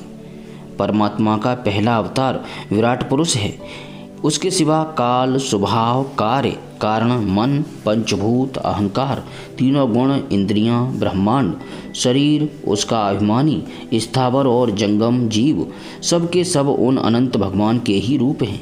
मैं, शंकर, विष्णु, दक्ष आदि ये प्रजापति, तुम और तुम्हारे जैसे अन्य भक्तजन, स्वर्गलोक के रक्षक, पक्षियों के राजा, मनुष्य लोक के राजा, नीचे के लोकों के राजा, गंधर्व, विद्याधर और चारणों के अधिनायक, यक्ष, राक्षस, सांप और नागों के स्वामी, महर्षि, पितृगण, पितृपति, दैत्येंद्र, सिद्धेश्वर, दानवराज और भी प्रेत, पिशाच, भूत, कूष्मांड, जल जंतु, मृग और पक्षियों के स्वामी एवं संसार में और भी जितनी वस्तुएं ऐश्वर्य, तेज, इंद्रिय बल, मनोबल, शरीर बल या क्षमा से युक्त हैं अथवा जो भी विशेष सौंदर्य, लज्जा, वैभव तथा विभूति से युक्त हैं, एवं जितनी भी वस्तुएं अद्भुत वर्ण वाली, रूपवान या अरूप हैं, वे सब के सब परम तत्वमय भगवत स्वरूप ही हैं। नारद, इनके सिवा परम पुरुष परमात्मा के परम पवित्र एवं प्रधान प्रधान लीला अवतार भी शास्त्रों में वर्णित हैं। उनका मैं क्रमशः वर्णन करता हूँ। उनके चरित्र सुनने में बड़े मधुर एवं श्रवणेन्द्रिय के दोषों को दूर करने वाले हैं। तुम सावधान होकर उनका रस लो। 6वां अध्याय समाप्त। 7वां अध्याय भगवान के लीला अवतारों की कथा। ब्रह्मा जी कहते हैं, अनंत भगवान ने प्रलय के जल में डूबी हुई पृथ्वी का उद्धार करने के लिए समस्त यज्ञ में वराह शरीर ग्रहण किया था। आदि दैत्य हिरण्याक्ष जल के अंदर ही लड़ने के लिए उनके सामने आया। जैसे इंद्र ने अपने वज्र से पर्वतों के पंख काट डाले थे, वैसे ही वराह भगवान ने अपनी दाढ़ों से उसके टुकड़े टुकड़े कर दिए। फिर उन्हीं प्रभु ने रुचि नामक प्रजापति की पत्नी आकुति के गर्भ से सुयज्ञ के रूप में अवतार ग्रहण किया। उस अवतार में उन्होंने दक्षिणा नाम की पत्नी से स्वयं नाम के देवताओं को उत्पन्न किया और तीनों लोकों के बड़े बड़े संकट हर लिए। इसी से स्वयंभू मनु ने उन्हें हरि के नाम से पुकारा। नारद, कर्दम प्रजापति के घर देवहूति के गर्भ से 9 बहनों के साथ भगवान ने कपिल के रूप में अवतार ग्रहण किया। उन्होंने अपनी माता को उस आत्मज्ञान का उपदेश किया जिससे वे इसी जन्म में अपने हृदय के संपूर्ण मल, तीनों लोकों की आसक्ति का सारा कीचड़ धोकर कपिल भगवान के वास्तविक स्वरूप को प्राप्त हो गईं। महर्षि अत्रि भगवान को पुत्र रूप में प्राप्त करना चाहते थे। उन पर प्रसन्न होकर भगवान ने उनसे एक दिन कहा कि मैंने अपने आप को तुम्हें दे दिया। इसी से अवतार लेने पर भगवान का नाम दत्त अर्थात दत्तात्रेय पड़ा। उनके चरण कमलों के पराग से अपने शरीर को पवित्र करके राजा यदु और सहस्त्रार्जुन आदि ने योग की भोग और मोक्ष दोनों ही सिद्धियां प्राप्त की। नारद, सृष्टि के प्रारंभ में मैंने विविध लोकों की रचना की इच्छा से तपस्या की। मेरे उस अखंड तप से प्रसन्न होकर उन्होंने तप अर्थ वाले सन नाम से युक्त होकर सनक, सनंदन, सनातन और सनत कुमार के रूप में अवतार ग्रहण किया। इस अवतार में उन्होंने प्रलय के कारण पहले कल्प के भूले हुए आत्मज्ञान का ऋषियों के प्रति यथावत उपदेश किया, जिससे उन लोगों ने तत्काल परम तत्व का अपने हृदय में साक्षात्कार कर लिया। धर्म की पत्नी दक्ष कन्या मूर्ति के गर्भ से वे नर नारायण के रूप में प्रकट हुए। उनकी तपस्या का प्रभाव उन्हीं के जैसा है। इंद्र की भेजी हुई काम की सेना अप्सराएं उनके सामने जाते ही अपना स्वभाव खो बैठी। वे अपने हाव भाव से उन आत्मस्वरूप भगवान की तपस्या में विघ्न नहीं डाल सकती। नारद, शंकर आदि महान भाव अपनी रोष भरी दृष्टि से कामदेव को जला देते हैं, परंतु अपने आप को जलाने वाले असहा क्रोध को वे नहीं जला पाती। वही क्रोध नर नारायण के निर्मल हृदय में प्रवेश करने के पहले ही डर के मारे कांप जाता है। फिर भला उनके हृदय में काम का प्रवेश तो हो ही कैसे सकता है। अपने पिता राजा उत्तानपाद के पास बैठे हुए 5 वर्ष के बालक ध्रुव को उनकी सौतेली माता सुरुचि ने अपने वचन बाणों से बेध दिया था। इतनी छोटी अवस्था होने पर भी वे उस गिलानी से तपस्या करने के लिए वन में चले गए। उनकी प्रार्थना से प्रसन्न होकर भगवान प्रकट हुए और उन्होंने ध्रुव को ध्रुव पद का वरदान दिया। आज भी ध्रुव के ऊपर नीचे प्रदक्षिणा करते हुए दिव्य महर्षिगण उनकी स्तुति करते हैं। कुमारगामी वैन का ऐश्वर्य और पौरुष ब्राह्मणों के हुंकार रूपी वज्र से जलकर भस्म हो गया। वह नरक में गिरने लगा। ऋषियों की प्रार्थना पर भगवान ने उसके शरीर मंथन से पृथु के रूप में अवतार धारण कर उसे नरकों से उबारा और इस प्रकार पुत्र शब्द को चरितार्थ किया। इसी अवतार में पृथ्वी को गाय बनाकर उन्होंने उससे जगत के लिए समस्त औषधियों का दोहन किया। राजा नाभि की पत्नी सुदेवी के गर्भ से भगवान ने ऋषभ देव के रूप में जन्म लिया। इस अवतार में समस्त आसक्तियों से रहित रहकर अपनी इंद्रियों और मन को अत्यंत शांत करके एवं अपने स्वरूप में स्थित होकर समदर्शी के रूप में उन्होंने जड़ों की भांति योगचर्या का आचरण किया। इस स्थिति को महर्षि लोग परम हंसपद अथवा अवधूतचर्या कहते हैं। इसके बाद स्वयं उन्हीं यज्ञ पुरुष ने मेरे यज्ञ में स्वर्ण के समान कांति वाले हयग्रीव के रूप में अवतार ग्रहण किया। भगवान का वह विग्रह वेदमय, यज्ञमय और सर्वदेवमय है। उन्हीं की नासिका से श्वास के रूप में वेदवाणी प्रकट हुई। चाक्षुष मनयंतर के अंत में भावी मनो सत्यव्रत ने मत्स्य रूप में भगवान को प्राप्त किया था। उस समय पृथ्वी रूप नौका के आश्रय होने के कारण वे ही समस्त जीवों के आश्रय बने। प्रलय के उस भयंकर जल में मेरे मुख से गिरे हुए वेदों को लेकर वे उसी में विहार करते रहे। जब मुख्य मुख्य देवता और दानव अमृत की प्राप्ति के लिए क्षीर सागर को मथ रहे थे, तब भगवान ने कच्छप के रूप में अपनी पीठ पर मंदराचल धारण किया। उस समय पर्वत के घूमने के कारण उसकी रगड़ से उनकी पीठ की खुजलाहट थोड़ी मिट गई, जिससे वे कुछ क्षणों तक सुख की नींद सो सके। देवताओं का महान भय मिटाने के लिए उन्होंने नरसिंह रूप धारण किया। फड़कती हुई भौहों और तीखी दाढ़ी से उनका मुख बड़ा भयावना लगता था। हिरण्यकशिपु उन्हें देखते ही हाथ में गदा लेकर उन पर टूट पड़ा। इस पर भगवान नरसिंह ने दूर से ही उसे पकड़कर अपनी जांघ पर डाल लिया और उसके छटपटाते रहने पर भी अपने नखों से उसका पेट फाड़ डाला। बड़े भारी सरोवर में महाबली ग्राह ने गजेंद्र का पैर पकड़ लिया। जब बहुत थककर वह घबरा गया, तब उसने अपनी सूंड में कमल लेकर भगवान को पुकारा, हे आदि पुरुष, हे समस्त लोकों के स्वामी, हे श्रवण मात्र से कल्याण करने वाले। उसकी पुकार सुनकर अनंत शक्ति भगवान चक्रपाणी गरुड़ की पीठ पर चढ़कर वहां आए और अपने चक्र से उन्होंने ग्राह का मस्तक उखाड़ डाला। इस प्रकार कृपा परवश भगवान ने अपने शरणागत गजेंद्र की सूंड पकड़कर उस विपत्ति से उसका उद्धार किया। भगवान वामन अदिति के पुत्रों में सबसे छोटे थे, परंतु गुणों की दृष्टि से सबसे बड़े थे, क्योंकि यज्ञ पुरुष भगवान ने इस अवतार में बलि के संकल्प छोड़ते ही संपूर्ण लोकों को अपने चरणों में ही नाप लिया था। वामन बनकर उन्होंने 3 पग पृथ्वी के बहाने बलि से सारी पृथ्वी ले तो ली, परंतु इससे यह बात सिद्ध कर दी कि सन्मार्ग पर चलने वाले पुरुष को याचना के सिवा और किसी उपाय से समर्थ पुरुष भी अपने स्थान से नहीं हटा सकते, ऐश्वर्य से च्युत नहीं कर सकते।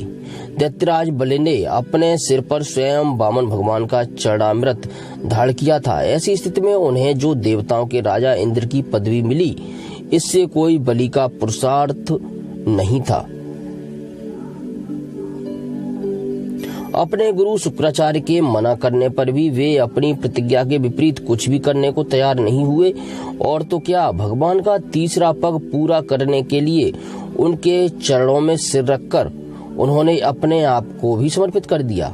नारद, तुम्हारे अत्यंत प्रेम भाव से परम प्रसन्न होकर हंस के रूप में भगवान ने तुम्हें योग, ज्ञान और आत्म तत्व को प्रकाशित करने वाले भागवत धर्म का उपदेश किया।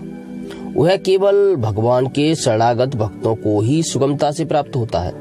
वे ही भगवान स्वयंभू आदि मनवंतरों में मन के रूप में अवतार लेकर मनवंश की रक्षा करते हुए 10 दिशाओं में अपने सुदर्शन चक्र के समान तेज से बेरोक टोक निष्कंटक राज्य करते हैं। तीनों लोकों के ऊपर सत्यलोक तक उनके चरित्रों की कमनीय कीर्ति फैल जाती है और उसी रूप में वे समय समय पर पृथ्वी के भारभूत दुष्ट राजाओं का दमन भी करते रहते हैं। स्वनाम धन्य भगवान धन्वंतरी अपने नाम से ही बड़े बड़े रोगियों के रोग तत्काल नष्ट कर देते हैं। उन्होंने अमृत पिलाकर देवताओं को अमर कर दिया और दैत्यों के द्वारा हरण किए हुए उनके यज्ञ भाग उन्हें फिर से दिला दिए। उन्होंने ही अवतार लेकर संसार में आयुर्वेद का प्रवर्तन किया।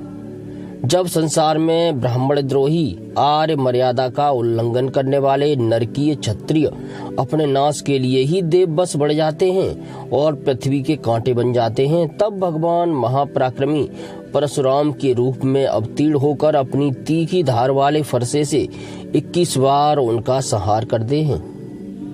मायापति भगवान हम पर अनुग्रह करने के लिए अपनी कलाओं भरत, शत्रुघ्न और लक्ष्मण के साथ श्री राम के रूप से इक्ष्वाकु के वंश में अवतीर्ण होते हैं। इस अवतार में अपने पिता की आज्ञा का पालन करने के लिए अपनी पत्नी और भाई के साथ वे वन में निवास करते हैं। उसी समय उनसे विरोध करके रावण उनके हाथों मरता है।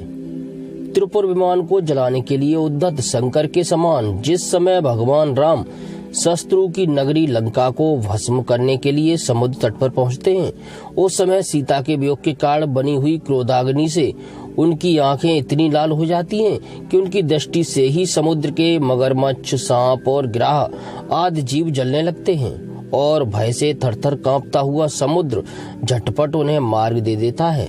जब रावण की कठोर छाती से टकराकर इंद्र के वाहन ऐरावत के दांत चूर चूर होकर चारों ओर फैल गए थे, जिससे दिशाएं सफेद हो गई थीं, तब दिग्विजयी रावण घमंड से फूलकर हंसने लगा था।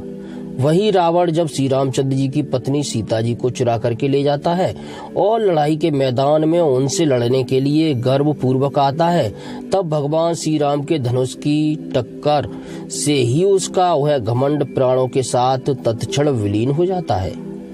जिस समय झुंड के झुंड दैत्य पृथ्वी को रौंद डालेंगे, उस समय उसका भार उतारने के लिए भगवान अपने सफेद और काले केश से बलराम और श्री कृष्ण के रूप में कलावतार ग्रहण करेंगे। वे अपनी महिमा को प्रकट करने वाले इतने अद्भुत चरित्र करेंगे कि संसार के मनुष्य उनकी लीलाओं का रहस्य बिल्कुल नहीं समझ सकेंगे। बचपन से ही पूतना के प्राण हर लेना, 3 महीने की अवस्था में पैर उछालकर बड़ा भारी छकड़ा उलट देना और घुटनों के बल चलते चलते आकाश को छूने वाले यमलार्जुन वृक्षों के बीच में जाकर उन्हें उखाड़ डालना, ये सब ऐसे कर्म हैं जिन्हें भगवान के सिवा और कोई नहीं कर सकता। जब कालिया नाग के विष से दूषित हुआ यमुना जल पीकर बछड़े और गोप बालक मर जाएंगे, तब ये अपनी सुधामयी कृपा दृष्टि की वर्षा से ही उन्हें जीवित कर देंगे और यमुना जल को शुद्ध करने के लिए वे उसमें विहार करेंगे तथा विष की शक्ति से जीव लपलपाते हुए कालिया नाग को वहां से निकाल देंगे। उसी दिन रात को जब सब लोग वहीं यमुना तट पर सो जाएंगे और दावाग्नि से आसपास का मूज का वन चारों ओर से जलने लगेगा, तब बलराम जी के साथ वे प्राण संकट में पड़े हुए व्रजवासियों को उनकी आंखें बंद कराकर उस अग्नि से बचा लेंगे। उनकी यह लीला भी अलौकिक ही होगी। उनकी शक्ति वास्तव में अचिंत्य है। उनकी माता उन्हें बांधने के लिए जो रस्सी लाएंगी वही उनके उदर में पूरी नहीं पड़ेंगी, 2 अंगुल छोटी ही रह जाएगी तथा जमाई लेते समय श्री कृष्ण के मुख में 14 भुवन देखकर पहले तो यशोदा भयभीत हो जाएंगी, परंतु फिर वे संभल जाएंगी। वे नंद बाबा को अजगर के भय से और वरुण के पास से छुड़ाएंगे। मैं दानव का पुत्र व्योमोसुर जब गोप बालकों को पहाड़ की गुफाओं में बंद कर देगा, तब वे उन्हें भी वहां से बचा लाएंगे। गोकुल के लोगों को जो दिन भर तो काम धंधों में व्याकुल रहते हैं और रात को अत्यंत थककर सो जाते हैं, साधनाहीन होने पर वे अपने परम धाम में ले जाएंगे। निष्पाप नारद जब श्री कृष्ण की सलाह से गोपलोक इंद्र का यज्ञ बंद कर देंगे, तब इंद्र ब्रजभूमि का नाश करने के लिए चारों ओर से मूसलाधार वर्षा करने लगेंगे। उससे उनकी तथा उनके पशुओं की रक्षा करने के लिए भगवान कृपा परवश होकर 7 वर्ष की अवस्था में ही 7 दिनों तक गोवर्धन पर्वत को एक ही हाथ से छत्रक पुष्प अर्थात कुकुरमुत्ते की तरह खेल खेल में ही धारण किए रहेंगे। वृंदावन में विहार करते हुए रास करने की इच्छा से वे रात के समय जब चंद्रमा की उज्जवल चांदनी चारों ओर छिटक रही होगी, अपनी बांसुरी पर मधुर संगीत की लंबी तान छेड़ेंगे। उससे प्रेम विवश होकर आई हुई गोपियों को जब कुबेर का सेवक शंखचूड़ हरण करेगा तब वे उसका सिर उतार लेंगे। और भी बहुत से प्रलंबासुर, धेनुकासुर, बकासुर, केसी, अरिष्टासुर आदि दैत्य, चाड़ूर आदि पहलवान, कुबलया पीड़, हाथी, कंस, कालयवन, भौमासुर, मिथ्या वासुदेव, साल्व, निविद, दिविद, वानर, बलबल, दंतवक्त्र, राजा नग्नजित के साथ बैल, सम्रासुर, विदुरथ और रुक्मी आदि तथा कंबोज, मत्स्य, कुरु, केकय और संजय आदि देशों के राजा लोग एवं जो भी योद्धा धनुष धारण करके युद्ध के मैदान में सामने आएंगे, वे सब बलराम, भीमसेन और अर्जुन आदि नामों की आड़ में स्वयं भगवान के द्वारा मारे जाकर उन्हीं के धाम में चले जाएंगे। समय के फेर से लोगों की समझ कम हो जाती है, आयु भी कम होने लगती है। उस समय जब भगवान देखते हैं कि अब ये लोग मेरे तत्व को बतलाने वाली वेद वाणी को समझने में असमर्थ होते जा रहे हैं, तब प्रत्येक कल्प में सत्यवती के गर्भ से व्यास के रूप में प्रकट होकर वे वेद रूपी वृक्ष का विभिन्न शाखाओं के रूप में विभाजन कर देते हैं। देवताओं के शत्रु दैत्य लोग भी वेद मार्ग का सहारा लेकर मैं दानव के बनाए हुए अदृश्य वेग वाले नगरों में रहकर लोगों का सत्यानाश करने लगेंगे। तब भगवान लोगों की बुद्धि में मोह और अत्यंत लोभ उत्पन्न करने वाला वेश धारण करके युद्ध के रूप में बहुत से उपधर्मों का उपदेश देंगे। कलयुग के अंत में जब सत्पुरुषों के घर भी भगवान की कथा होने में बाधा पड़ने लगेगी, ब्राह्मण, क्षत्रिय तथा वैश्य, पाखंडी और शूद्र राजा हो जाएंगे। यहाँ तक कि कहीं भी स्वाहा, स्वधा और वसटकार की ध्वनि, देवता पितरों के यज्ञ श्राद्ध की बात तक नहीं सुनाई पड़ेगी। तब कलयुग का शासन करने के लिए भगवान कल की अवतार ग्रहण करेंगे। जब संसार की रचना का समय होता है तब तपस्या, नव प्रजापति, मरीच आदि ऋषि और मेरे रूप में जब सृष्टि की रक्षा का समय होता है तब धर्म, विष्णु, मनु, देवता और राजाओं के रूप में, तथा जब सृष्टि के प्रलय का समय होता है तब अधर्म, रुद्र तथा क्रोधवश नाम के सर्प एवं दैत्य आदि के रूप में सर्वशक्तिमान भगवान की माया विभूतियां ही प्रकट होती हैं। अपनी प्रतिभा के बल से पृथ्वी के एक एक धूलिकण को गिन चुकने पर भी जगत में ऐसा कौन पुरुष है जो भगवान की शक्तियों की गणना कर सके। जब ये त्रिविक्रम अवतार लेकर त्रिलोकी को नाप रहे थे, उस समय उनके चरणों के अदम्य वेग से प्रकृति रूप अंतिम आवरण से लेकर सत्यलोक तक सारा ब्रह्मांड कांपने लगा था। तब उन्होंने ही अपनी शक्ति से उसे स्थिर किया था। समस्त सृष्टि की रचना और संहार करने वाली माया उनकी एक शक्ति है। ऐसी ऐसी अनंत शक्तियों के आश्रय उनके स्वरूप को न मैं जानता हूँ और न वे तुम्हारे बड़े भाई सनकादि भी। फिर दूसरों का तो कहना ही क्या है। आदिदेव भगवान शेष सहस्त्र मुख से उनके गुणों का गायन करते आ रहे हैं, परंतु वे अब भी उसके अंत की कल्पना नहीं कर सके। जो निष्कट भाव से अपना सर्वस्व और अपने आप को भी उनके चरण कमलों में निछावर कर देते हैं, उन पर वे अनंत भगवान स्वयं ही अपनी ओर से दया करते हैं और उनकी दया के पात्र ही उनकी दुस्तर माया का स्वरूप जानते हैं और उसके पार जा पाते हैं। वास्तव में ऐसे पुरुष ही कुत्ते और सियारों के कलेवा रूप अपने और पुत्र आदि के शरीर में यह मैं हूँ और यह मेरा है ऐसा भाव नहीं करते। प्यारे नारद, परम पुरुष की उस योग माया को मैं जानता हूँ तथा तुम लोग भगवान शंकर, दैत्य कुलभूषण, प्रहलाद, शत्रुपा, मनु, मनुपुत्र, प्रियव्रत आदि प्राचीन वरहे, ऋभु और ध्रुव भी जानते हैं। इनके सिवाय चाकू, पुरुरभा, मुचकुंद, जनक, गाध, रघु, अम्बरीश, सगर, गय, ययाति आदि तथा मानधाता अलर्क, सतधनवा, रंतिदेव, भीष्म, बलि, अमूर्तरय, दिलीप, सौभर्य, उतंक, शिव, देवल, पिप्पलाद, सारस्वत, उद्धव, पाराशर, भूरिसेन एवं विभीषण, हनुमान, सुखदेव, अर्जुन, आष्टसेन, विदुर और श्रुतदेव आदि महात्मा भी जानते हैं, जिन्हें भगवान के प्रेमी भक्तों का सा स्वभाव बनाने की शिक्षा मिली है।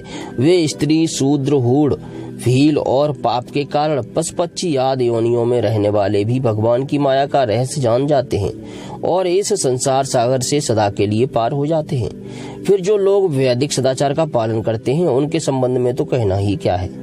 परमात्मा का वास्तविक स्वरूप एक रस, शांत, अभय एवं केवल ज्ञान स्वरूप है।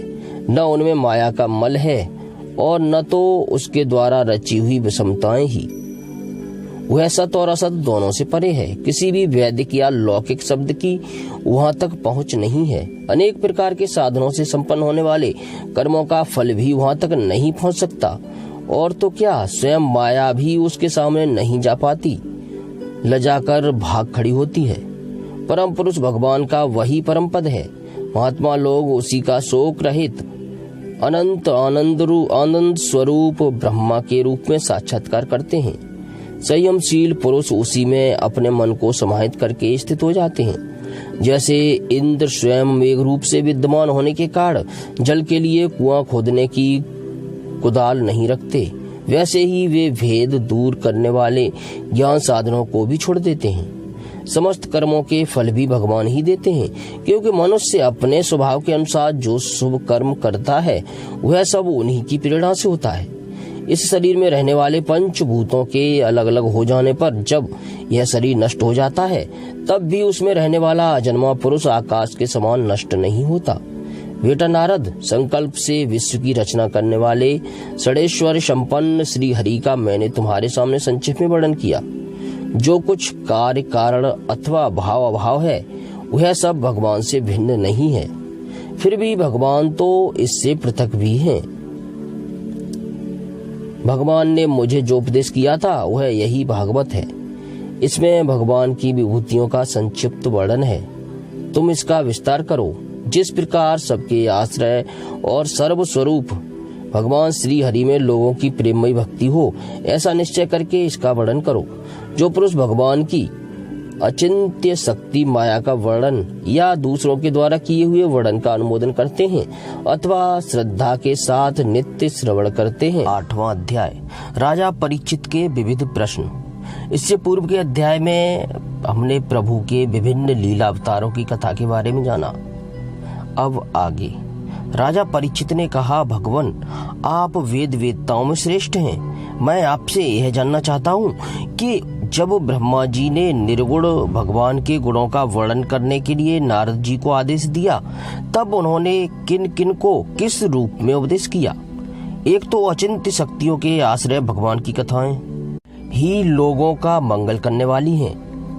दूसरे देव ऋषि नारद का सबको भगवत दर्शन कराने का स्वभाव है। अवश्य ही आप उनकी बातें मुझे सुनाइए। महाभाग्यवान सुखदेव जी, आप मुझे ऐसा उपदेश कीजिए कि मैं अपने आसक्ति रहित मन को सर्वात्मा भगवान श्री कृष्ण में तन्मय करके अपना शरीर छोड़ सकूं। जो लोग उनकी लीलाओं का श्रद्धा के साथ नित्य श्रवण और कथन करते हैं, उनके हृदय में थोड़े ही समय में भगवान प्रकट हो जाते हैं। श्री कृष्ण कान के छिद्रों के द्वारा अपने भक्तों के भावमय हृदय कमल पर जाकर बैठ जाते हैं, और जैसे शरद ऋतु जल का गंदापन मिटा देती है, मैलापन मिटा देती है, वैसे ही वे भक्तों के मनोबल का नाश कर देते हैं। जिसका हृदय शुद्ध हो जाता है वह श्री कृष्ण के चरण कमलों को एक क्षण के लिए भी नहीं छोड़ता। जैसे मार्ग के समस्त क्लेशों से छूटकर घर आया हुआ पथिक अपने घर को नहीं छोड़ता। भगवान, जीव का पंचभूतों के साथ कोई संबंध नहीं है, फिर भी इसका शरीर पंचभूतों से ही बनता है। तो क्या स्वभाव से ही ऐसा होता है अथवा किसी कारणवश? आप इस बात का मर्म पूर्ण रीत से जानते हैं। आपने बतलाया है कि भगवान की नाभि से वह कमल प्रकट हुआ जिसमें लोकों की रचना हुई। यह जीव अपने सीमित अवयवों से जैसे परिच्छिन्न है, वैसे ही अपने परमात्मा को भी सीमित अवयवों से परिच्छिन्न सा वर्णन किया है। क्या बात है! जिनकी कृपा से सर्वभूतमय ब्रह्मा जी प्राणियों की सृष्टि करते हैं, जिनके नाभि कमल से पैदा होने पर भी जिनकी कृपा से ही ये उनके रूप का दर्शन कर सके थे, वे संसार की स्थिति, उत्पत्ति और प्रलय के हेतु सर्वांतर्यामी और माया के स्वामी परम पुरुष परमात्मा अपनी माया का त्याग करके किस रूप से शयन करते हैं। पहले आपने बतलाया था कि विराट पुरुष के अंगों से लोक और लोकपालों की रचना हुई, और फिर यह भी बतलाया था कि इस लोक और लोकपालों के रूप में उसके अंगों की कल्पना हुई। इन दोनों बातों का तात्पर्य क्या है? महाकल्प और उनके अंतर्गत अवान्तर कल्प कितने हैं? भूत, भविष्यत और वर्तमान काल का अनुमान किस प्रकार किया जाता है? क्या स्थूल देह अभिमानी जीवों की आयु भी बंधी हुई है?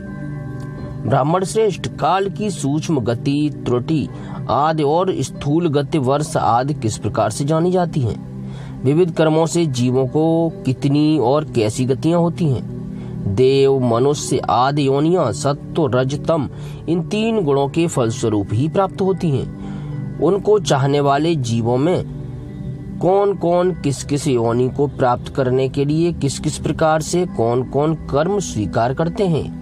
पृथ्वी, पाताल, दिशा, आकाश, ग्रह, नक्षत्र, पर्वत, नदी, समुद्र, द्वीप और उनमें रहने वाले जीवों की उत्पत्ति कैसे होती है? ब्रह्मांड का परिमाण भीतर और बाहर दोनों प्रकार से बतलाइए। साथ ही महापुरुषों के चरित्र, वर्णाश्रम के भेद और उनके धर्म का निरूपण कीजिए। युगों के भेद, उनके परिमाण और उनके अलग अलग धर्म तथा भगवान के विभिन्न अवतारों के परम आश्चर्यमय चरित्र भी बतलाइए। मनुष्यों के साधारण और विशेष धर्म कौन कौन से हैं? विभिन्न व्यवसाय वाले लोगों के, राज ऋषियों के और विपत्ति में पड़े हुए लोगों के धर्म का उपदेश भी कीजिए। तत्वों की संख्या कितनी है? उनके स्वरूप और लक्षण क्या हैं? भगवान की आराधना की और अध्यात्म योग की विद्या क्या है? योगेश्वरों को क्या क्या ऐश्वर्य प्राप्त होते हैं तथा अंत में उन्हें कौन सी गति मिलती है? योगियों का लिंग शरीर किस प्रकार भंग होता है? वेद, उपवेद, धर्मशास्त्र, इतिहास और पुराणों का स्वरूप एवं तात्पर्य क्या है? समस्त प्राणियों की उत्पत्ति, स्थिति और प्रलय कैसे होता है? वावली, कुआं खुदवाना आदि स्मार्त, यज्ञ, यागादि, वैदिक एवं काम्य कर्मों की तथा अर्थ, धर्म, काम के साधनों की विधि क्या है? प्रलय के समय जो जीव प्रकृति में लीन रहते हैं उनकी उत्पत्ति कैसे होती है? पाखंड की उत्पत्ति कैसे होती है? आत्मा के बंध मोक्ष का स्वरूप क्या है और वह अपने स्वरूप में किस प्रकार स्थित होता है? भगवान तो परम स्वतंत्र हैं, वे अपनी माया से किस प्रकार कीड़ा करते हैं और उसे छोड़कर साक्षी के समान उदासीन कैसे हो जाते हैं? भगवान, मैं यह सब आपसे पूछ रहा हूँ, मैं आपकी शरण में हूँ। महामुनि, आप कृपा करके क्रमशः इनका तात्विक निरूपण कीजिए। इस विषय में आप स्वयंभू ब्रह्मा के समान प्रमाण हैं, परम प्रमाण हैं। दूसरे लोग तो अपनी पूर्व परंपरा से सुनी सुनाई बातों का ही अनुष्ठान करते हैं। ब्राह्मण, आप मेरी भूख प्यास की चिंता न करें। मेरे प्राण कुपित ब्राह्मण के शाप के अतिरिक्त और किसी कारण से निकल नहीं सकते, क्योंकि मैं आपके मुखार बिंदु से निकलने वाली भगवान की अमृतमयी लीला कथा का पान कर रहा हूँ। सूत जी कहते हैं, सौनकादि ऋषियों, तब राजा परीक्षित ने संतों की सभा में भगवान की लीला कथा सुनाने के लिए इस प्रकार प्रार्थना की। तब श्री सुखदेव जी को बड़ी प्रसन्नता हुई।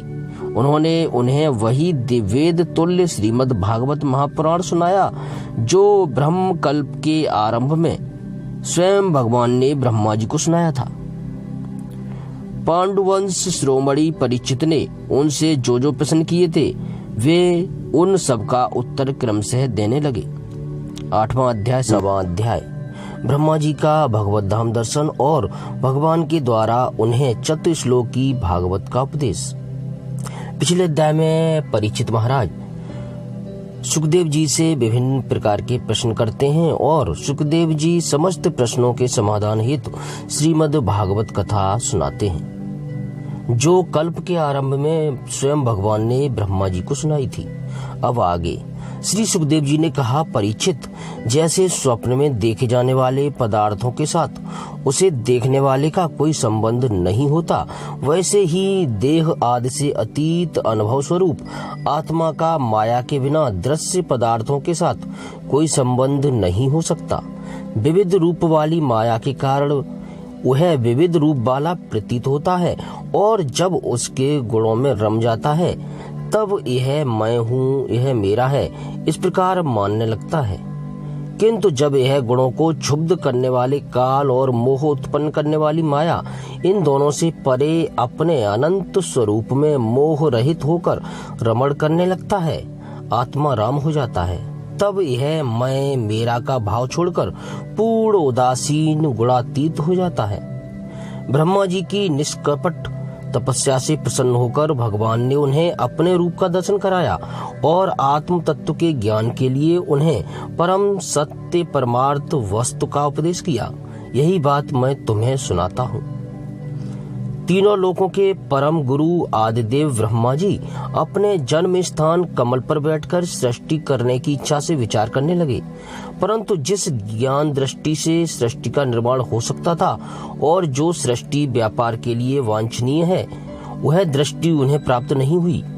एक दिन वे यही चिंता कर रहे थे कि प्रलय के समुद्र में उन्होंने व्यंजनों के 16वें एवं 21वें अक्षर त तथा प को तप तप तप करो इस प्रकार 2 बार सुना।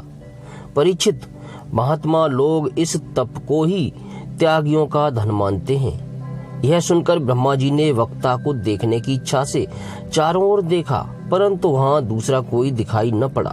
वे अपने कमल पर बैठ गए और मुझे तप करने की प्रत्यक्ष आज्ञा मिली है ऐसा निश्चय कर और उसी में अपना हित समझकर उन्होंने अपने मन को तपस्या में लगा दिया। ब्रह्मा जी तपस्वियों में सबसे बड़े तपस्वी हैं, उनका ज्ञान अमोघ है। उन्होंने उस समय 1 सहस्त्र दिव्य वर्ष पर्यंत एकाग्र चित्त से अपने प्राण, मन, कर्मेंद्रिय और ज्ञानेंद्रियों को वश में करके ऐसी तपस्या की जिससे वे समस्त लोकों को प्रकाशित करने में समर्थ हो सके। उनकी तपस्या से प्रसन्न होकर भगवान ने उन्हें अपना वह लोक दिखाया जो सबसे श्रेष्ठ है और जिससे परे कोई दूसरा लोक नहीं है। उस लोक में किसी भी प्रकार के क्लेश, मोह और भय नहीं है। जिन्हें कभी एक बार भी उसके दर्शन का सौभाग्य प्राप्त हुआ है, वे देवता बार बार उसकी स्तुति करते रहते हैं। वहाँ रजोगुण, तमोगुण और इनसे मिला हुआ सत्वगुण भी नहीं है। वहाँ न काल की दाल गलती है और न माया ही कदम रखती है। फिर माया के बाल बच्चे तो जा ही कैसे सकते हैं। वहाँ भगवान के वे पार्षद निवास करते हैं जिनका पूजन देवता और दैत्य दोनों ही करते हैं। उनका उज्ज्वल आभा से युक्त श्याम शरीर, शतदल कमल के समान कोमल नेत्र और पीले रंग के वस्त्र से शोभायमान है। अंग अंग से राशि राशि सौंदर्य विखरता है। वे कोमलता की मूर्ति हैं। सभी के 4 भुजाएं हैं। वे स्वयं तो अत्यंत तेजस्वी हैं ही, मणि जटित स्वर्ण के प्रभामय आभूषण भी धारण किए रहते हैं। उनकी छवि मूंगे, वैदूर्य मणि और कमल के उज्ज्वल तंतु के समान है। उनके कानों में कुंडल, मस्तक पर मुकुट और कंठ में मालाएं शोभायमान हैं। जिस प्रकार आकाश बिजली सहित बादलों से शोभायमान होता है, वैसे ही वह लोक मनोहर कामिनियों की कांति से युक्त महात्माओं के दिव्य तेजोमय विमानों से स्थान स्थान पर सुशोभित होता रहता है। उस बैकुंठ लोक में लक्ष्मी जी सुंदर रूप धारण करके अपनी विविध विभूतियों के द्वारा भगवान के चरण कमलों की अनेकों प्रकार से सेवा करती रहती हैं। कभी कभी जब वे झूले पर बैठकर अपने प्रियतम भगवान की लीलाओं का गायन करने लगती हैं, तब उनके सौंदर्य और सुरभि से उन्मत्त होकर भंवरे स्वयं उन लक्ष्मी जी का गुणगान करने लगते हैं। ब्रह्मा जी ने देखा कि उस दिव्य लोक में समस्त भक्तों के रक्षक लक्ष्मीपति, यज्ञपति एवं विश्वपति भगवान विराजमान हैं।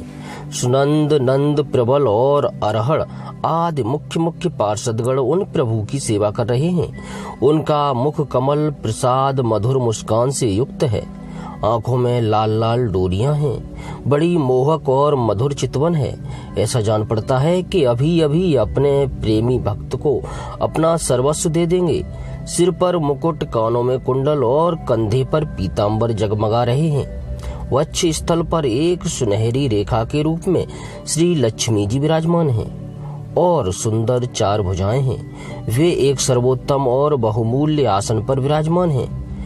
पुरुष प्रकृति, महतत्व, अहंकार, मन, 10 इंद्रियां, शब्द आदि 5 तन्मात्राएं और पंचभूत, ये 25 शक्तियां मूर्तिमान होकर उनके चारों ओर खड़ी हैं। समग्र ऐश्वर्य, धर्म, कीर्ति, श्री, ज्ञान और वैराग्य, इन 6 नित्य सिद्ध स्वरूप भूत शक्तियों से वे सर्वदा युक्त रहते हैं। उनके अतिरिक्त और कहीं भी वे नित्य रूप से निवास नहीं करती।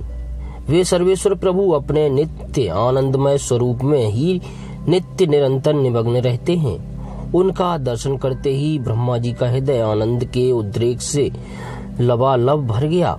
शरीर पुलकित हो उठा, नेत्रों में प्रेम अश्रु छलक आए। ब्रह्मा जी ने भगवान के उन चरण कमलों में जो परम हंसों के निवृत्ति मार्ग से प्राप्त हो सकते हैं, सिर झुकाकर प्रणाम किया। ब्रह्मा जी के प्यारे भगवान अपने प्रिय ब्रह्मा को प्रेम और दर्शन के आनंद में निमग्न, शरणागत तथा प्रजा सृष्टि के लिए आदेश देने के योग्य देखकर बहुत प्रसन्न हुए। उन्होंने ब्रह्मा जी से हाथ मिलाया तथा मंद मुस्कान से अलंकृत वाणी में कहा। श्री भगवान ने कहा, ब्रह्मा जी, तुम्हारे हृदय में तो समस्त वेदों का ज्ञान विद्यमान है। तुमने सृष्टि रचना की इच्छा से चिरकाल तक तपस्या करके मुझे भली भांति संतुष्ट कर दिया है। मन में कपट रखकर योग साधन करने वाले मुझे कभी प्रसन्न नहीं कर सकते। तुम्हारा कल्याण हो, तुम्हारी जो अभिलाषा हो वही वर मुझसे मांग लो, क्योंकि मैं मोह मांगी वस्तु देने में समर्थ हूँ। ब्रह्मा जी, जीव के समस्त कल्याणकारी साधनों का विश्राम पर्यवसान मेरे दर्शन में ही है। तुमने मुझे देखे बिना ही उस सूने जल में मेरी वाणी सुनकर इतनी घोर तपस्या की है। इसी से मेरी इच्छा से तुम्हें मेरे लोक का दर्शन हुआ है। तुम उस समय सृष्टि रचना का कर्म करने में किंग कर्तव्य विमूढ़ हो रहे थे। इसी से मैंने तुम्हें तपस्या करने की आज्ञा दी थी, क्योंकि निष्पाप तपस्या मेरा हृदय है और मैं स्वयं तपस्या का आत्मा हूँ। मैं तपस्या से ही इस संसार की सृष्टि करता हूँ, तपस्या से ही इसका धारण पोषण करता हूँ और फिर तपस्या से ही इसे अपने में लीन कर लेता हूँ। तपस्या मेरी एक दुर्लभ शक्ति है। क्षमा कीजिए, तपस्या मेरी एक दुर्लंघ्य शक्ति है। ब्रह्मा जी ने कहा, भगवान, आप समस्त प्राणियों के अंतःकरण में साक्षी रूप से विराजमान रहते हैं। आप अपने अप्रतिहत ज्ञान से यह जानते ही हैं कि मैं क्या करना चाहता हूँ। नाथ, आप कृपा करके मुझे याचक की यह मांग पूरी कीजिए कि मैं रूप रहित आपके सगुण और निर्गुण दोनों ही रूपों को जान सकूं। आप माया के स्वामी हैं। आपका संकल्प कभी व्यर्थ नहीं होता। जैसे मकड़ी अपने मुंह से जाला निकालकर उसमें क्रीड़ा करती है और फिर उसे अपने में लीन कर लेती है, वैसे ही आप अपनी माया का आश्रय लेकर इस विविध शक्ति संपन्न जगत की उत्पत्ति, पालन और संहार करने के लिए अपने आप को ही अनेक रूपों में बना लेते हैं और क्रीड़ा करते हैं। इस प्रकार आप कैसे करते हैं, इस मर्म को मैं जान सकूं, ऐसा ज्ञान आप मुझे दीजिए। आप मुझ पर ऐसी कृपा कीजिए कि मैं सजग रहकर सावधानी से आपकी आज्ञा का पालन कर सकूं और सृष्टि की रचना करते समय भी कर्तापन आदि के अभिमान से बंध न जाऊं। प्रभु, आपने एक मित्र के समान हाथ पकड़कर मुझे अपना मित्र स्वीकार किया है। अतः जब मैं आपकी इस सेवा सृष्टि रचना में लगूं और सावधानी से पूर्व सृष्टि के गुण कर्मानुसार जीवों का विभाजन करने लगूं, तब कहीं अपने को जन्म कर्म से स्वतंत्र मानकर प्रबल अभिमान न कर बैठूं। श्री भगवान ने कहा, अनुभव, प्रेम, भक्ति और साधनों से युक्त अत्यंत गोपनीय अपने स्वरूप का ज्ञान मैं तुम्हें कहता हूँ, तुम उसे ग्रहण करो। मेरा जितना विस्तार है, मेरा जो लक्षण है, मेरे जितने और जैसे रूप, गुण और लीलाएं हैं, मेरी कृपा से तुम उनका तत्व ठीक ठीक वैसा ही अनुभव करो। सृष्टि के पूर्व केवल मैं ही मैं था, मेरे अतिरिक्त न स्थूल था, न सूक्ष्म, और न तो दोनों का कारण अज्ञान। यहाँ यह सृष्टि नहीं है, वहाँ मैं ही मैं हूँ, और इस सृष्टि के रूप में जो कुछ प्रतीत हो रहा है वह भी मैं ही हूँ, और जो कुछ यच रहेगा वह भी मैं ही हूँ। वास्तव में न होने पर भी जो कुछ अनिर्वचनीय वस्तु मेरे अतिरिक्त मुझ परमात्मा में दो चंद्रमाओं की तरह मिथ्या ही प्रतीत हो रही है, अथवा विद्यमान होने पर भी आकाश मंडल के नक्षत्रों में राहु की भांति जो मेरी प्रतीत नहीं होती, इसे मेरी माया समझना चाहिए। जैसे प्राणियों के पंचभूत रहित छोटे बड़े शरीरों में आकाश आदि पंच महाभूत उन शरीरों के कार्य रूप से निर्मित होने के कारण प्रवेश करते भी हैं, और पहले से ही उन स्थानों और रूपों में कारण रूप से विद्यमान रहने के कारण प्रवेश नहीं भी करते, वैसे ही उन प्राणियों के शरीर की दृष्टि में उनमें आत्मा के रूप में प्रवेश किए हुए हूँ, और आत्म दृष्टि से अपने अतिरिक्त और कोई वस्तु न होने के कारण उनमें प्रविष्ट नहीं भी हूँ। यह ब्रह्म नहीं, इस प्रकार निषेध की पद्धति से, और यह ब्रह्म है, इस अन्वय की पद्धति से यही सिद्ध होता है कि सर्वातीत एवं सर्वस्वरूप भगवान इस अन्वय की पद्धति से यही सिद्ध होता है कि सर्वातीत एवं सर्वस्वरूप भगवान ही सर्वदा और सर्वत्र स्थित हैं। यही वास्तविक तत्व है। जो आत्मा तथा परमात्मा का तत्व जानना चाहते हैं, उन्हें केवल इतना ही जानने की आवश्यकता है। ब्रह्मा जी, तुम अविचल समाधि के द्वारा मेरे इस सिद्धांत में पूर्ण निष्ठा कर लो। इससे तुम्हें कल्प कल्प में विविध प्रकार की सृष्टि रचना करते रहने पर भी कभी मोह नहीं होगा। श्री सुखदेव जी कहते हैं, लोक पितामह ब्रह्मा जी को इस प्रकार उपदेश देकर अजन्मा भगवान ने उनके देखते ही देखते अपने उस रूप को छिपा लिया।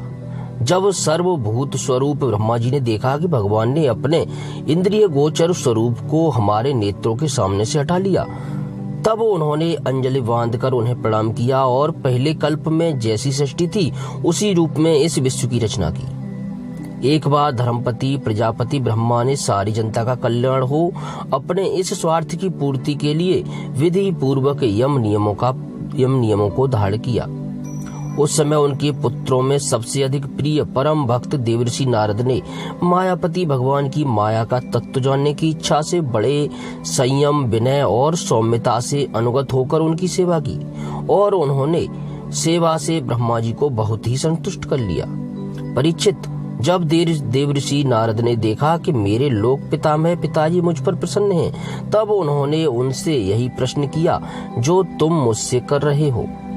उनके प्रश्न से ब्रह्मा जी और भी प्रसन्न हुए।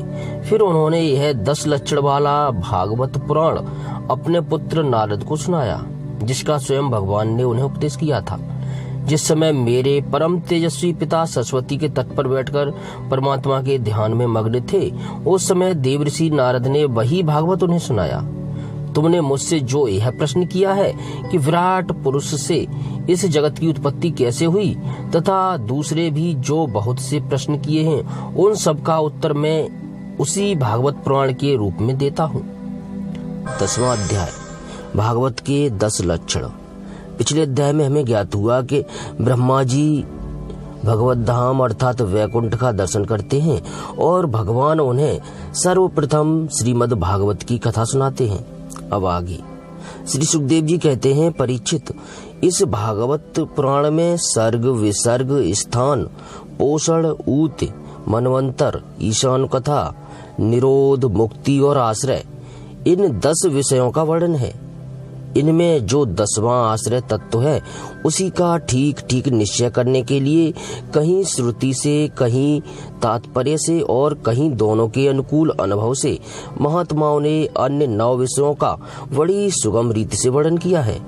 ईश्वर की पीड़ा से गुणों में क्षोभ होकर रूपांतर होने से जो आकाश आदि पंचभूत शब्द आदि तन्मात्राएं, इंद्रियां, अहंकार और महतत्व की उत्पत्ति होती है, उसको सर्ग कहते हैं। उस विराट पुरुष से उत्पन्न ब्रह्मा जी के द्वारा जो विभिन्न चराचर सृष्टियों का निर्माण होता है, उसका नाम है विसर्ग। प्रतिपद नाश की ओर बढ़ने वाली सृष्टि को एक मर्यादा में स्थिर रखने से भगवान विष्णु की जो श्रेष्ठता सिद्ध होती है, उसका नाम स्थान है। अपने द्वारा सुरक्षित सृष्टि में भक्तों के ऊपर उनकी जो कृपा होती है, उसका नाम है पोषण। मनवंतरों के अधिपति जो भगवत भक्ति और प्रजापालन शुद्ध धर्म का अनुष्ठान करते हैं, उसे मनवंतर कहते हैं। जीवों की वे वासनाएं जो कर्म के द्वारा उन्हें बंधन में डाल देती हैं, ऊती नाम से कही जाती हैं। भगवान के विभिन्न अवतारों के और उनके प्रेमी भक्तों की विविध आख्यानों से युक्त गाथाएं ईश कथा हैं। जब भगवान योग निद्रा स्वीकार करके शयन करते हैं, तब इस जीवन का अपनी उपाधियों के साथ उसमें लीन हो जाना निरोध है। अज्ञान कल्पित कर्तव्य, भोक्तत्व आदि अनात्म भाव का परित्याग करके अपने वास्तविक स्वरूप परमात्मा में स्थित होना ही मुक्ति है। परीक्षित, इस चराचर जगत की उत्पत्ति और प्रलय जिस तत्व से प्रकाशित होते हैं, वह परम ब्रह्म ही आश्रय है। शास्त्रों में उसी को परमात्मा कहा गया है। जो नेत्र आदि इंद्रियों का अभिमानी दृष्टा जीव है, वही इंद्रियों के अधिष्ठात्र देवता सूर्य आदि के रूप में भी है। और जो नेत्र गोलक आदि से युक्त दृश्य देह है, वही उन दोनों को अलग अलग करता है। इन तीनों में यदि एक का भी अभाव हो जाए, तो दूसरे दो की उपलब्धि नहीं हो सकती। अतः जो इन तीनों को जानता है, वह परमात्मा ही सबका अधिष्ठान आश्रय तत्व है। उसका आश्रय वह स्वयं ही है, दूसरा कोई नहीं। जब पूर्वोक्त विराट पुरुष ब्रह्मांड को फोड़कर निकला, तब वह अपने रहने का स्थान ढूंढने लगा और स्थान की इच्छा से उस शुद्ध संकल्प पुरुष ने अत्यंत पवित्र जल की सृष्टि की। विराट पुरुष रूप नर से उत्पन्न होने के कारण ही जल का नाम नार पड़ा और उस अपने उत्पन्न किए हुए नार में वह पुरुष 1000 वर्षों तक रहा। इसी से उसका नाम नारायण हुआ। उन नारायण भगवान की कृपा से ही द्रव्य, कर्म, काल, स्वभाव और जीव आदि की सत्ता है। उनके उपेक्षा कर देने पर और किसी का अस्तित्व नहीं रहता। उन अद्वितीय भगवान नारायण ने योग निद्रा से जगकर अनेक होने की इच्छा की। तब अपनी माया से उन्होंने अखिल ब्रह्मांड के बीज स्वरूप अपने स्वर्णमय वीर को 3 भागों में विभक्त कर दिया, अधिदेव, अध्यात्म और अधिभूत। परीक्षित, विराट पुरुष का एक ही वीर 3 भागों में कैसे विभक्त हुआ, सो सुनो। विराट पुरुष के हिलने डोलने पर उनके शरीर में रहने वाले आकाश से इंद्रिय बल, मनोबल और शरीर बल की उत्पत्ति हुई। उनसे इन सबका राजा प्राण उत्पन्न हुआ। जैसे सेवक अपने स्वामी राजा के पीछे पीछे चलते हैं, वैसे ही सबके शरीरों में प्राण के प्रबल रहने पर ही सारी इंद्रियां प्रबल रहती हैं, और जब वह सुस्त पड़ जाता है, तब सारी इंद्रियां भी सुस्त हो जाती हैं। जब प्राण जोर से आने जाने लगा, तब प्राण विराट पुरुष को भूख प्यास का अनुभव हुआ। खाने पीने की इच्छा करते ही सबसे पहले उनके शरीर में मुख प्रकट हुआ। मुख से तालु और तालु से रसनेन्द्रिय प्रकट हुई। इसके बाद अनेकों प्रकार के रस उत्पन्न हुए, जिन्हें रसना ग्रहण करती है। जब उनकी इच्छा बोलने की हुई, तब बाक इंद्रिय, उसके अधिष्ठात्र देवता अग्नि और उनका विषय बोलना, ये तीनों प्रकट हुए। इसके बाद बहुत दिनों तक उस जल में ही वे रुके रहे। श्वास के वेग से नसिका छिद्र प्रकट हो गए। जब उन्हें सूंघने की इच्छा हुई, तब उनकी नाक घ्राणेन्द्रिय आकर बैठ गई और उसके देवता गंध को फैलाने वाले वायुदेव प्रकट हुए। पहले उनके शरीर में प्रकाश नहीं था। फिर जब उन्हें अपने को तथा दूसरी वस्तुओं को देखने की इच्छा हुई, तब नेत्रों के छिद्र उनका अधिष्ठाता सूर्य और नेत्रेंद्रिय प्रकट हो गए। इन्हीं से रूप का ग्रहण होने लगा। जब वेद रूप ऋषि विराट पुरुष को स्तुतियों के द्वारा जगाने लगे तब उन्हें सुनने की इच्छा हुई। उसी समय कान, उनकी अधिष्ठात देवता, दिशाएं और क्षेत्रेंद्रिय प्रकट हुई। इसी से शब्द सुनाई पड़ता है। जब उन्होंने वस्तुओं की कोमलता, कठिनता, हल्कापन, भारीपन, उष्णता और शीतलता आदि जाननी चाहिए तब उनके शरीर में चर्म प्रकट हुआ। पृथ्वी में से जैसे वृक्ष निकल आते हैं उसी प्रकार उस चर्म में रोए पैदा हुए और उसके भीतर बाहर रहने वाला वायु भी प्रकट हो गया। स्पर्श ग्रहण करने वाली त्वचा इंद्रिय भी साथ ही साथ शरीर में चारों ओर लिपट गई और उससे उन्हें स्पर्श का अनुभव होने लगा। जब उन्हें अनेकों प्रकार के कर्म करने की इच्छा हुई तब उनके हाथ उगाए। उन हाथों में ग्रहण करने की शक्ति हस्तेंद्रिय तथा उनके अधिदेवता इंद्र प्रकट हुए और दोनों के आश्रय से होने वाला ग्रहण रूप कर्म भी प्रकट हो गया। जब उन्हें अभीष्ट स्थान पर जाने की इच्छा हुई तब उनके शरीर में पैर उगाए। चढ़ों के साथ ही चढ़ इंद्रिय के अधिष्ठाता रूप में वहां स्वयं यज्ञ पुरुष भगवान विष्णु स्थित हो गए और उन्हीं में चलना रूप कर्म प्रकट हुआ। मनुष्य इसी चढ़ इंद्रिय से चलकर यज्ञ सामग्री एकत्र करते हैं। संतान, रति और स्वर्ग भोग की कामना होने पर विराट पुरुष के शरीर में लिंग की उत्पत्ति हुई। उसमें उपस्थेंद्रिय और प्रजापति देवता तथा इन दोनों के आश्रय रहने वाले काम सुख का आविर्भाव हुआ। जब उन्हें मल त्याग की इच्छा हुई तब गुदाद्वार प्रकट हुआ। तत्पश्चात उसमें पायो इंद्रिय और मित्र देवता उत्पन्न हुए। इन्हीं दोनों के द्वारा मल त्याग की क्रिया संपन्न होती है। अपान मार्ग द्वारा एक शरीर से दूसरे शरीर में जाने की इच्छा होने पर नाभि द्वार प्रकट हुआ। उससे अपान और मृत्यु देवता प्रकट हुए। इन दोनों के आश्रय से ही प्राण और अपान का विछोह यानी मृत्यु होती है। जब विराट पुरुष को अन्न जल ग्रहण करने की इच्छा हुई तब कोख, आंतें और नाड़ियां उत्पन्न हुई। साथ ही कुची के देवता समुद्र, नाड़ियों के देवता नदियां एवं तुष्टि और पुष्टि ये दोनों उनके आश्रित विषय उत्पन्न हुए। जब उन्होंने अपनी माया पर विचार करना चाहा तब हृदय की उत्पत्ति हुई।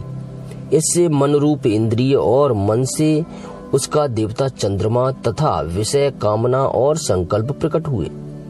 विराट पुरुष के शरीर में पृथ्वी, जल और तेज से 7 धातुएं प्रकट हुई।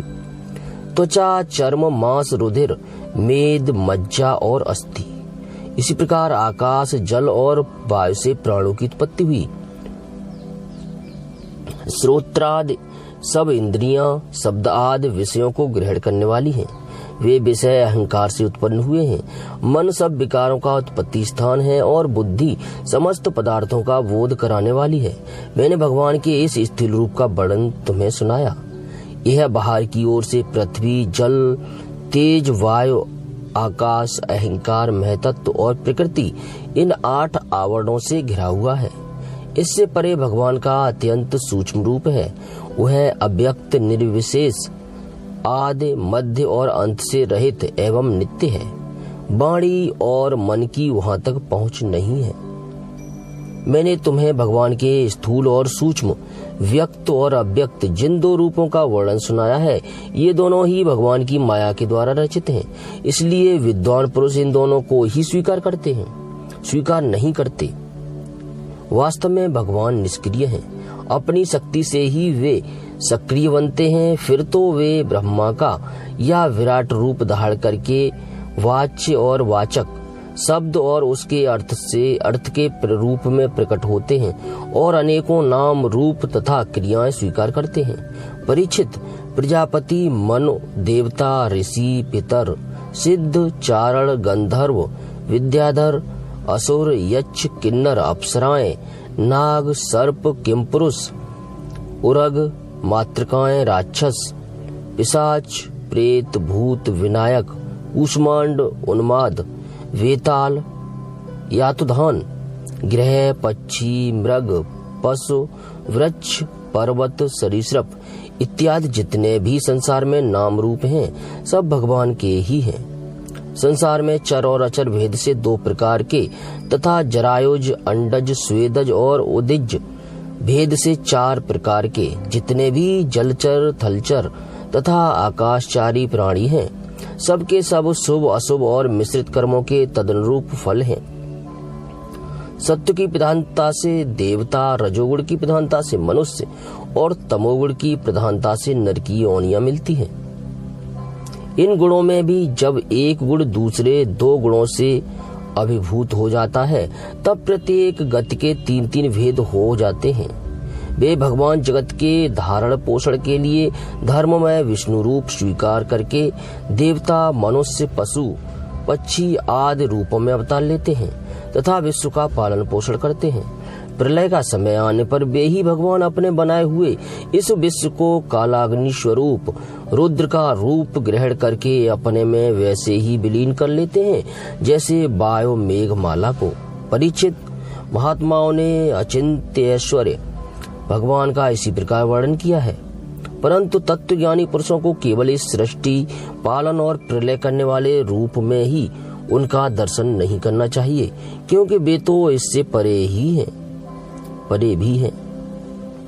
सृष्टि की रचना आदि कर्मों का निरूपण करके पूर्ण परमात्मा से कर्म या कर्तापन का संबंध नहीं जोड़ा गया है। वह तो माया से आरोपित होने के कारण कर्तव्य का निषेध करने के लिए ही है। यह मैंने ब्रह्मा जी के महाकल्प का अवतार कल्पों के साथ वर्णन किया है। सब कल्पों में सृष्टि क्रम एक सा ही है। अंतर है तो केवल इतना कि महाकल्प के प्रारंभ में प्रकृति से क्रम से महतत्व आदि की उत्पत्ति होती है और कल्पों के प्रारंभ में प्रकृति सृष्टि तो ज्यों की त्यों रहती है। चराचर प्राणियों की वैकृत सृष्टि नवीन रूप से होती है। परिचित, काल का परिणाम, काल का परिमाण, कल्प और उसके अंतर्गत मनवंतरों का वर्णन आगे चलकर करेंगे। अब तुम पाद कल्प का वर्णन सावधान होकर सुनो। सौनक जी ने पूछा, सूत जी, आपने हम लोगों से कहा था कि भगवान के परम भक्त विदुर जी ने अपने अति दुस्त्यज कुटुंबियों को भी छोड़कर पृथ्वी के विभिन्न तीर्थों में विचरण किया था। उस यात्रा में मैत्रेय ऋषि के साथ अध्यात्म के संबंध में उनकी बातचीत कहाँ हुई तथा मैत्रेय जी ने उनके प्रश्न करने पर किस तत्व का उपदेश किया? सूत जी, आपका स्वभाव बड़ा सौम्य है। आप विदुर जी का वह चरित्र हमें सुनाइए। उन्होंने अपने भाई बंधुओं को क्यों छोड़ा और फिर उनके पास क्यों लौट आए? सूत जी ने कहा, सौनकादि ऋषियों, राजा परीक्षित ने भी यही बात पूछी थी। उनके प्रश्नों के उत्तर में श्री सुखदेव जी महाराज ने जो कुछ कहा था वही मैं आप लोगों से कहता हूँ। इसे सावधान होकर सुनिए। इति द्वितीय स्कंद समाप्त। दूसरा स्कंद समाप्त। जय श्री कृष्ण।